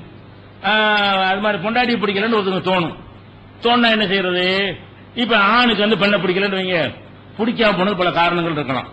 ஒன்னு பொதுவாக கல்யாணம் பண்றதுக்காக வேண்டி ஒரு சந்தோஷமா, சுருக்கமா சொன்னா தாம்பத்தியத்துக்கு, சுருக்கமா சொன்னால் தாம்பத்தியத்துக்காக தான் கல்யாணம் பண்றான், சந்தோஷமா இருக்கணும் என்பதற்காக வேண்டி. அப்ப அந்த பெண்ணு தாம்பத்தியத்தை தூண்டக்கூடிய வகையில் அவனுக்கு இருந்தா தான் அவனுக்கு அந்த சந்தோஷமா இருக்க முடியும். அது தூண்டக்கூடிய வகையில் இவனை அந்த கிளர்ச்சி அடைய செய்ய வகையில் அவருடைய நடை உடை பாவனை பேச்சிய உடல் அமைப்பு இல்லை என்று சொல்லி வைங்க. அப்ப அவனுக்கு என்ன செய்ய முடியாதுன்னா கல்யாணம் பேருக்கு கணவன் மனைவியா இருப்பாங்களே தவிர அந்த மனைவிக்கும் சந்தோஷம் கிடைக்காது, இவனுக்கும் சந்தோஷமா இருக்க முடியாது. ஆண்களை பொறுத்த வரைக்கும் பெண்களை பொறுத்த வரைக்கும் அவங்க பெருசா கிளர்ச்சி அடைய வேண்டிய அவசியம் கிடையாது. ஆண்களை பொறுத்த வரைக்கும் அவங்க தாம்பத்தில் ஈடுபடணும் என்று சொன்னால் அவங்களுக்கான ஒரு தனியா என்ன செய்யணும், ஒரு விதமான உணர்வுகள் ஏற்பட வேண்டும். அது பார்த்தவனையோ அவங்க பேச்சிலையோ அவங்களுடைய நடவடிக்கைகளையோ தூண்டப்பட்டுதான் ஆம்பளைக்கு ஏற்படும். அந்த மாதிரி ஒரு பெண்ணு கல்யாணம் பண்ண பிறகுடைய பேச்சினாலேயோ குறிப்பாக அடக்கி அடக்கி எதிர்த்து பேசுறாங்க பாருங்களேன், அந்த மாதிரியான ஒரு பெண்களாக இருந்தால் ஆண்களுக்கு கிளர்ச்சி வராது. ஆண்களை பொறுத்தவரைக்கும் என்னன்னு கேட்டா ரொம்ப அடக்குமுறை செய்வது, ஆதிக்கம் செலுத்துற மாதிரி பேசினா என்ன செய்யும், குழந்தை இருக்குன்னு வைங்களேன், ஒரு குழந்தை நீங்க கொஞ்சமா இல்லையா, ஒரு குழந்தை எல்லாரும் கொஞ்சம், அந்த குழந்தை 25 வயசான கொஞ்சீங்களா, கொஞ்ச மாட்டீங்க. ஏன், அந்த குழந்தைத்தனமா இருப்பதான் கொஞ்சுவதற்கு தூண்டுகிறது. அதே பையன் தான் 25 வயசு என்ன செய்வான், அது கொஞ்சம் தன்மையிலாம இனி என்ன நான் என்ன இன்னும் கொஞ்சம் நாங்க கணவன் பேச ஆரம்பிச்சிருவான் பையன். இந்த குழந்தைய செய்யாது. அப்ப இந்த குழந்தைங்கிற அந்த ஒரு தன்மை இருக்கும்போது என்ன செய்யுதுன்னு கேட்டா நம்மள அறியாமலே இதை தூக்க சொல்லுது, கொஞ்சம் சொல்லுது, குழாவ சொல்லுகிறது இல்லையா. இதுதான் மனிதனுடைய சைக்காலஜி, மனிதனுடைய உள்ளம் அப்படித்தான் இருக்கிறது. அந்த அடிப்படையில் ஒரு பெண்ணு ரொம்ப கவர்ச்சி அழகா கூட இருக்கலாம், அழகா கூட இருந்தால் கூட குடும்பவியலோட விலைக்கு இருக்கிறோம், அழகா கூட இருந்தா கூட ஒரு ஆதிக்கம் செலுத்தக்கூடிய வகையில பேசினாங்கன்னு வைங்களேன், அவன் இயல்பாக அந்த கிளர்ச்சி வர்றதுக்கு பதில பயம்தான் வரும். பயம் எப்படி வரும், ஒரு அரவணைத்து ஒரு ஆதிக்கம் ஒரு இல்லற வாழ்க்கையில் ஈடுபடணும்னா அது ஒரு ஆண்மைத்தன்மை எப்ப வரும்னு கேட்டா இந்த மாதிரி அடைக்கு திமுறா பேசணும்னு செய்யும். கிட்ட போனாலே ஒரு பெரிய மன்னரை கண்டா பயப்படுற மாதிரி, போலீஸ்காரன் கண்டா பயப்படுற மாதிரி இருந்தா எப்படி அவனுக்கு கிளர்ச்சி ஏற்படும், ஆசை வரும். இந்த மாதிரியான ஃபெயிலியர் ஆயிரும். அதிகமா ஃபெயிலியர் என்னன்னு கேட்டா பெண்கள் என்ன செய்யணும், அவங்களுக்கும் தாம்பத்திய சுகம் வேணும் என்று சொன்னால் அவன் வந்து என்ன செய்யணும், ஒரு கொஞ்சுற வகையில் தங்களை வந்து மாற்றிக்கொள்ள வேண்டும். அப்படி மாத்தலைங்கிற காரணத்தினால் கூட என்ன செய்யும், அவனுக்கு நான் அழகாத்தான் இருக்கேன், அவசியா இருக்கான், என்னை விட குரங்கு போய் தேடிட்டு இருக்கான்னு சொல்றாங்க. குரங்கு தேடுற அதெல்லாம் மேட்டர் கிடையாது. அதுக்கு காரணம் என்ன, நீங்க வந்து ஒரு ஆம்பளைய வந்து நீங்க ஆதிக்கம் செலுத்தக்கூடிய வகையிலையோ அவங்க மேல நீங்க மேலாண்மை செஞ்சு அவனை அடக்கி அங்கேயே போன இது என்ன செஞ்சா, இதுக்கே 10 ரூபா செஞ்ச, அங்கே 20 ரூபா இப்படின்னு இப்படிலாம் வச்சுட்டு என்ன செய்ய. ஒண்ணுக்கா சில வீடுகளில் பெண்களுக்கு ஆண்களுக்கு அதிகாரமே இருக்காது, பொம்மையா தான் இருப்பாங்க. ஜோக்குல பேப்பர்ல சொல்றாங்க, ரொம்ப அதிகமா சொல்றாங்க, ஆனா கொஞ்சம் இருக்குது. சின்ன அளவுல என்ன செய்யறது, சில குடும்பங்கள்ல நாமளும் அதிகாரம் பண்ணிக்கிட்டு இருக்கிறோம். அதிகமா பேப்பர்ல ரொம்ப அதிகமா ஜோக்கு போட்டு சொல்றாங்க, ஓவரா மிகப்படுத்தி சொல்றாங்க. ஆனா இருக்குது ஒரு 5% வீடுகள் என்ன இருக்குது, பெண்கள் வச்சதான் சட்டமா இருக்கு, இருந்துட்டு போகுது. ஆனா இது வந்து ஆணை வந்து என்ன செய்ய தூண்டாது. அவனுக்கு அரவணைக்கணும், கொஞ்சணும், குழாவணும், சந்தோஷமா இருக்கணுங்கிற அந்த ஒரு ஃபீலிங் என்ன செய்ய அவனுக்கு படிப்படியா குறைஞ்சி வீட்டுக்கு போறது லேட்டா போவான். மனைவி தூங்கணும்னு போவோமா அப்படிலாம் எதுக்கு அந்த பேச்சு அந்த இதை தாங்க முடியாத அளவுக்கு அவனுக்கு ஆய்வு வருகிறது. அதனால அவனுக்கு அந்த இல்லற இன்பம் இல்லைன்னு கிடையாது. இல்லற இன்பம் ஆணுக்கு வர்றதா என்ன செய்யணும், அதுக்கு ஏற்றவாறு அவங்க வந்து அதை தூண்டக்கூடிய வகையில் இருக்கணும். தெரியல அதுக்கு ஆணுக்கு பண்ணு தனியா கவுன்சிலிங் கொடுத்து நடத்த வேண்டி இருக்கிற அந்த மாதிரி குடும்பங்களுக்கெல்லாம் அது விஷயம் இல்லற பாடத்தை தெரியாத காரணம் செய்யறாங்க. இதனால ஒருத்தனுக்கு பிடிக்காம போகும். இதனால வருவான் என்ன செய்யாது, என்னடா எது கல்யாணம் பண்ணோம், நெருங்க முடிய மாட்டேங்குது அப்படின்னு நினைக்கலாம். அழகு இல்லாம இருக்கலாம், அல்லது வேற வேற காரணங்கள் இருக்கலாம், அல்லது ஒரு தவறான நடத்தைய கண்ணால கூட பார்த்துட்டு வெளியே சொன்னா மானம் போயிருமேன்னு வேணாம் மட்டும் சொல்லுவான். இது போய் வெளியே சொன்னா கேவலம் தானே சொல்லிட்டு என்ன செய்வான், இதை போய் அசிங்கப்படுத்திக்கிட்டு சொன்னா வெளியில எல்லாரும் நம்மள கேள்வி பண்ணுவாங்க, சும்மா வேணான்னு சொல்லுவான். எத்தனை விஷயங்கள் இருக்குது. அப்ப என்னமோ ஒரு விஷயத்துக்காக வேண்டிய அந்த புருஷனுக்கு பொண்டாட்டியும் பிடிக்கல. அது என்ன செய்யணும், மார்க் என்ன சொல்லுது, கூப்பிட்டு விசாரிக்க சொல்லுது. பிடிக்கலன்னு சொன்னா என்ன செய்யணும், முதல்ல விசாரிங்க, முதல்ல அவனை அறிவுரை சொல்ல சொல்லு, நீ பயான் பண்ணி மார்க்கத்தை சொல்லு, கணவனுக்குன்னு ஒரு உரிமை இருக்கு, நீ வந்து கொஞ்சம் எனக்கு இணங்கி போகணும், இது மார்க்க கடமைன்னு சொல்லி பாருன்னு சொல்லுது. அதையும் கேட்கல, கொஞ்ச நாள் தற்காலிகமா பிரிஞ்சிருங்க அப்படி சொல்லி கேட்டது. அல்ல 2 அடி அடிச்சு கண்டிச்சு கூட பாருங்க, அதுவும் வரலன்னு சொன்னா என்ன செய்யுங்க, 2 குடும்பத்துல நடுவர் வச்சு பேச உடனே தலாக் கூட சொல்லல. ஆண்களுக்கு இஸ்லாம் எப்படி வழிகாட்டுதுன்னு கேட்டா, உனக்கு ஏதோ காரணத்தினால மனைவியை பிடிக்கலையா, பிடிக்கல உடனே நாளைக்கே தலாக்குன்ற கூட நீ என்ன செய்யணும், என்ன பிடிக்கலங்கிறத வச்சு அவட்ட பேச்சுவார்த்தை நடத்தி, நீ செய்யற சரியில்லை, இந்த குர்ஆன்ல எப்படி இருக்குது, நபி இப்படி சொல்லி இருக்கிறாங்க, இது மாதிரி நீ செய்வது இறைவனுக்கு விருப்பாத ஒரு காரியம், கணவன் மனைவி வந்து அது நமக்கு ஒப்பந்தம் இருக்கிறது, அந்த ஒப்பந்தத்துக்குள்ள நீ நிக்கணும் நான் நிக்கணும், விலைக்கு சொல்லி என்ன செய்யணும், அதை இணக்கத்தை கொண்டு வரணும். கொண்டு வர முடியலன்னு சொன்னா என்ன செய்யணும், தற்காலிகமா பிரிஞ்சு நீ தனியா படுத்துக்க நான் தனியா படுத்துக்கிறேன்னா அப்ப அந்த அருமை வழங்கும். அந்த மனைவிக்கு என்ன செய்யும், நம்ம அந்த உடல் அழகை வைத்து அவனை வீழ்த்திடலான்னு பார்த்தா அவன் தனியா போய் ஒதுங்கிட்டான், நம்ம தான் கொஞ்சம் வரணும் இணங்கி வர்ற மாதிரி ஒரு சூழ்நிலை ஏற்படும். அதெல்லாம் பிறகு சரியா வரலன்னு என்ன செய்வாங்க, அல்லாஹ் குர்ஆன்ல சொல்றான், ஹக்கமம் மின் அஹ்லிஹி வ ஹக்கமம் மின் அஹ்லிஹா, இவனுடைய குடும்பத்தில் ஒரு நடுவரை வைத்துக் கொண்டு அவளுடைய குடும்பத்தில் நடுவரை வச்சு சமரசம் பேசுங்க. அவங்க 2 பேரும் பேசுறதுக்கு பதிலா உங்க அப்பா வர சொல்லு, உங்க அப்பா வர சொல்லு பேசு அப்படின்னு பேசினா தீர்வு கிடைக்கும். 2 பேரும் உள்ள நடந்து பேசினா தீர்வு கிடைக்கும், சமாதானம் ஏற்படுத்துவாங்க. பிரச்சனை எப்ப சமாதானம் ஏற்படும், சின்ன சின்ன விஷயங்களால சமாதானம் ஆயிடும். உப்பு போட மாட்டேங்கிறா, டீ போட தெரியல, 10 மணிக்கு முடிக்கிறா, 7 மணிக்கெல்லாம் படுத்துறாங்க, இப்படியான பஞ்சாயத்துல வைங்க. இதெல்லாம் சரிதான்ப்பான்னு சொல்லி கவுன்சிலிங் பண்ணி என்ன செய்யலாம், அவளுக்கு 2 அறிவுரையை சொல்லி இவனுக்கு 2 அறிவுரையை சொல்லி தனித்தனியா கூட சேர்த்து வச்சு விட்டுறலாம். இதெல்லாம் மேட்ச் ஆகி போயிடும். அடிப்படையான விஷயங்கள்ல கோளாறு வந்துச்சுன்னு வைங்க, என்னத்தை சொன்னாலும் அவனுக்கு என்ன செய்யாது, அவனுக்கு ஒன்னும் விஷயமே இல்ல, தாம்பத்தியமே நடக்கல, எனக்கு பிடிக்கவே இல்ல, அவ தப்பா நடக்கிறா, இப்படி பல மாதிரி இருந்துச்சுன்னு வைங்க, என்னதான் கவுன்சிலிங் சொன்னாலும் அவனால இணங்கி வாழ முடியாது. அப்படியான ஒரு நிலைக்கு வரும்போது இஸ்லாம் என்ன பண்ணுது அப்படின்னா, நீ என்ன செய்ய, தலாக் விவாகரத்து பண்ணு. அந்த விவாகரத்தை அவனே பண்ணலாம், கவர்மெண்ட்டுக்கு போக தேவையில்லை, அரசாங்கத்துக்கு போய் சொல்ல வேண்டிய தேவையில்லை. நான் வந்து இந்த மனைவியை நான் விவாகரத்து செய்யறேன், 2 சாட்சிகள் முன்னிலையில வச்சு என்ன செய்யலாம், 2 சாட்சி இருக்க வேண்டும். சாட்சி கூட எதுக்கு சொல்லப்படும், அந்த சாட்சியை நாளைக்கு என்ன செய்வான், அறிவுரை சொல்லுவான், ஏன்டா அவசரப்படுற வேணாம்டா தம்பி அப்படின்னு சொல்றதுக்காக சாட்சியோட வச்சுக்கிற சொல்றான்ல. அப்ப 2 சாட்சிகளை வைத்துக் கொண்டு நீங்க டைவர்ஸ் தலாக்குன்னு சொல்லுங்க சொன்னா திருமணம் முடிஞ்சு போயிடும். முடிஞ்சவன் நிரந்தரமா முடிஞ்சிருமா, நிரந்தரமா முடியாது. தலாக்குன்னு சொன்ன பிறகு 3 மாத விடாய், அந்த பெண்ணுக்கு அடுத்து 3 மாத விடாய், 3 மாசம் வச்சுக்கிறேன் விளங்குறதுக்காக வேண்டி, 3 மாத காலம் வரைக்கும் அந்த தலாக்குன்னு சொல்லிட்டா கூட அது தலாக்கு ஆவல, 3 மாதம் நிறுத்தப்பட்டிருக்கிறது. அந்த 3 மாசத்துல என்ன செய்யலாம்னு கேட்டா, அவன் தெரியாம அவசரப்பட்டவன் அல்ல அவளை என்ன அவசரப்பட்டேன்னு சொல்றான், 2 பேரும் பேசி நம்ம சேர்ந்துக்கிறோம், இனிமே நான் ஒழுங்கா இருக்கிறேன் அவ சொல்லலாம். அல்ல இவன் தப்பா விட்டான்னு வைங்க, நான் தான் அவசரப்பட்ட தலாக்கு சொல்லிட்டேன், பிரச்சனை இல்ல நம்ம சேர்ந்துக்கிறோம் அப்படின்னா 3 மாசத்துக்குள்ள சும்மா சேர்ந்துக்கலாம் 2 பேரும். தலாக்குன்னு சொல்லிட்டு கூட 3 மாசம் டைம் கொடுக்குது, 3 மாத விடாய். 3 மாத விடாய்ங்கிறது 3 மாசம் 3.5 மாசம் 2.5 மாசத்துல முடியும், அவங்க உடல் பொறுத்தது. ஆவரேஜ் 3 மாசம் வச்சுக்கிறங்க. அந்த 3 மாத காலம் வரைக்கும் தலாக் என்று சொல்லியும் கூட முழுசா விலகி விடவில்லை, முழுசா உறவு அத்து போய் விடவில்லை. அவங்க என்ன செய்யலாம், 3 மாசத்துக்குள்ள சரிவா நடந்து சேர்ந்துக்கணும்னு சொல்லி கல்யாணம் பண்ண வேண்டியதில்லை, ஊரெல்லாம் கூட்ட தேவையில்லை, அதுக்கு சாட்சியெல்லாம் வைக்க தேவையில்லை. 2 பேரும் சேர்ந்து பிரச்சனை மரியாதை முடிஞ்சு வச்சு 2 பேரும் சேர்ந்து கொண்டார்களே ஆனால் அவங்களுக்குள்ள என்ன செய்யறேன் பிரச்சனை முடிஞ்சிடும். அது போக இந்த விவாகரத்து இந்த ஒரு தலாக்கு சொன்ன பிறகு கூட மார்க் என்ன சொல்லுதுன்னு கேட்டா அவங்கள பிரியக்கூடாது, கணவன் வீட்டுலாம் இருக்கணும்னு வேற சொல்லுது. இது சம்பந்தமா கூடுதல் விவரங்கள் இருக்கு. என்ன செய்வோம் நாளை இதனால தொடர்ச்சியா பார்ப்போம். நேரத்தை பார்க்கலாம்.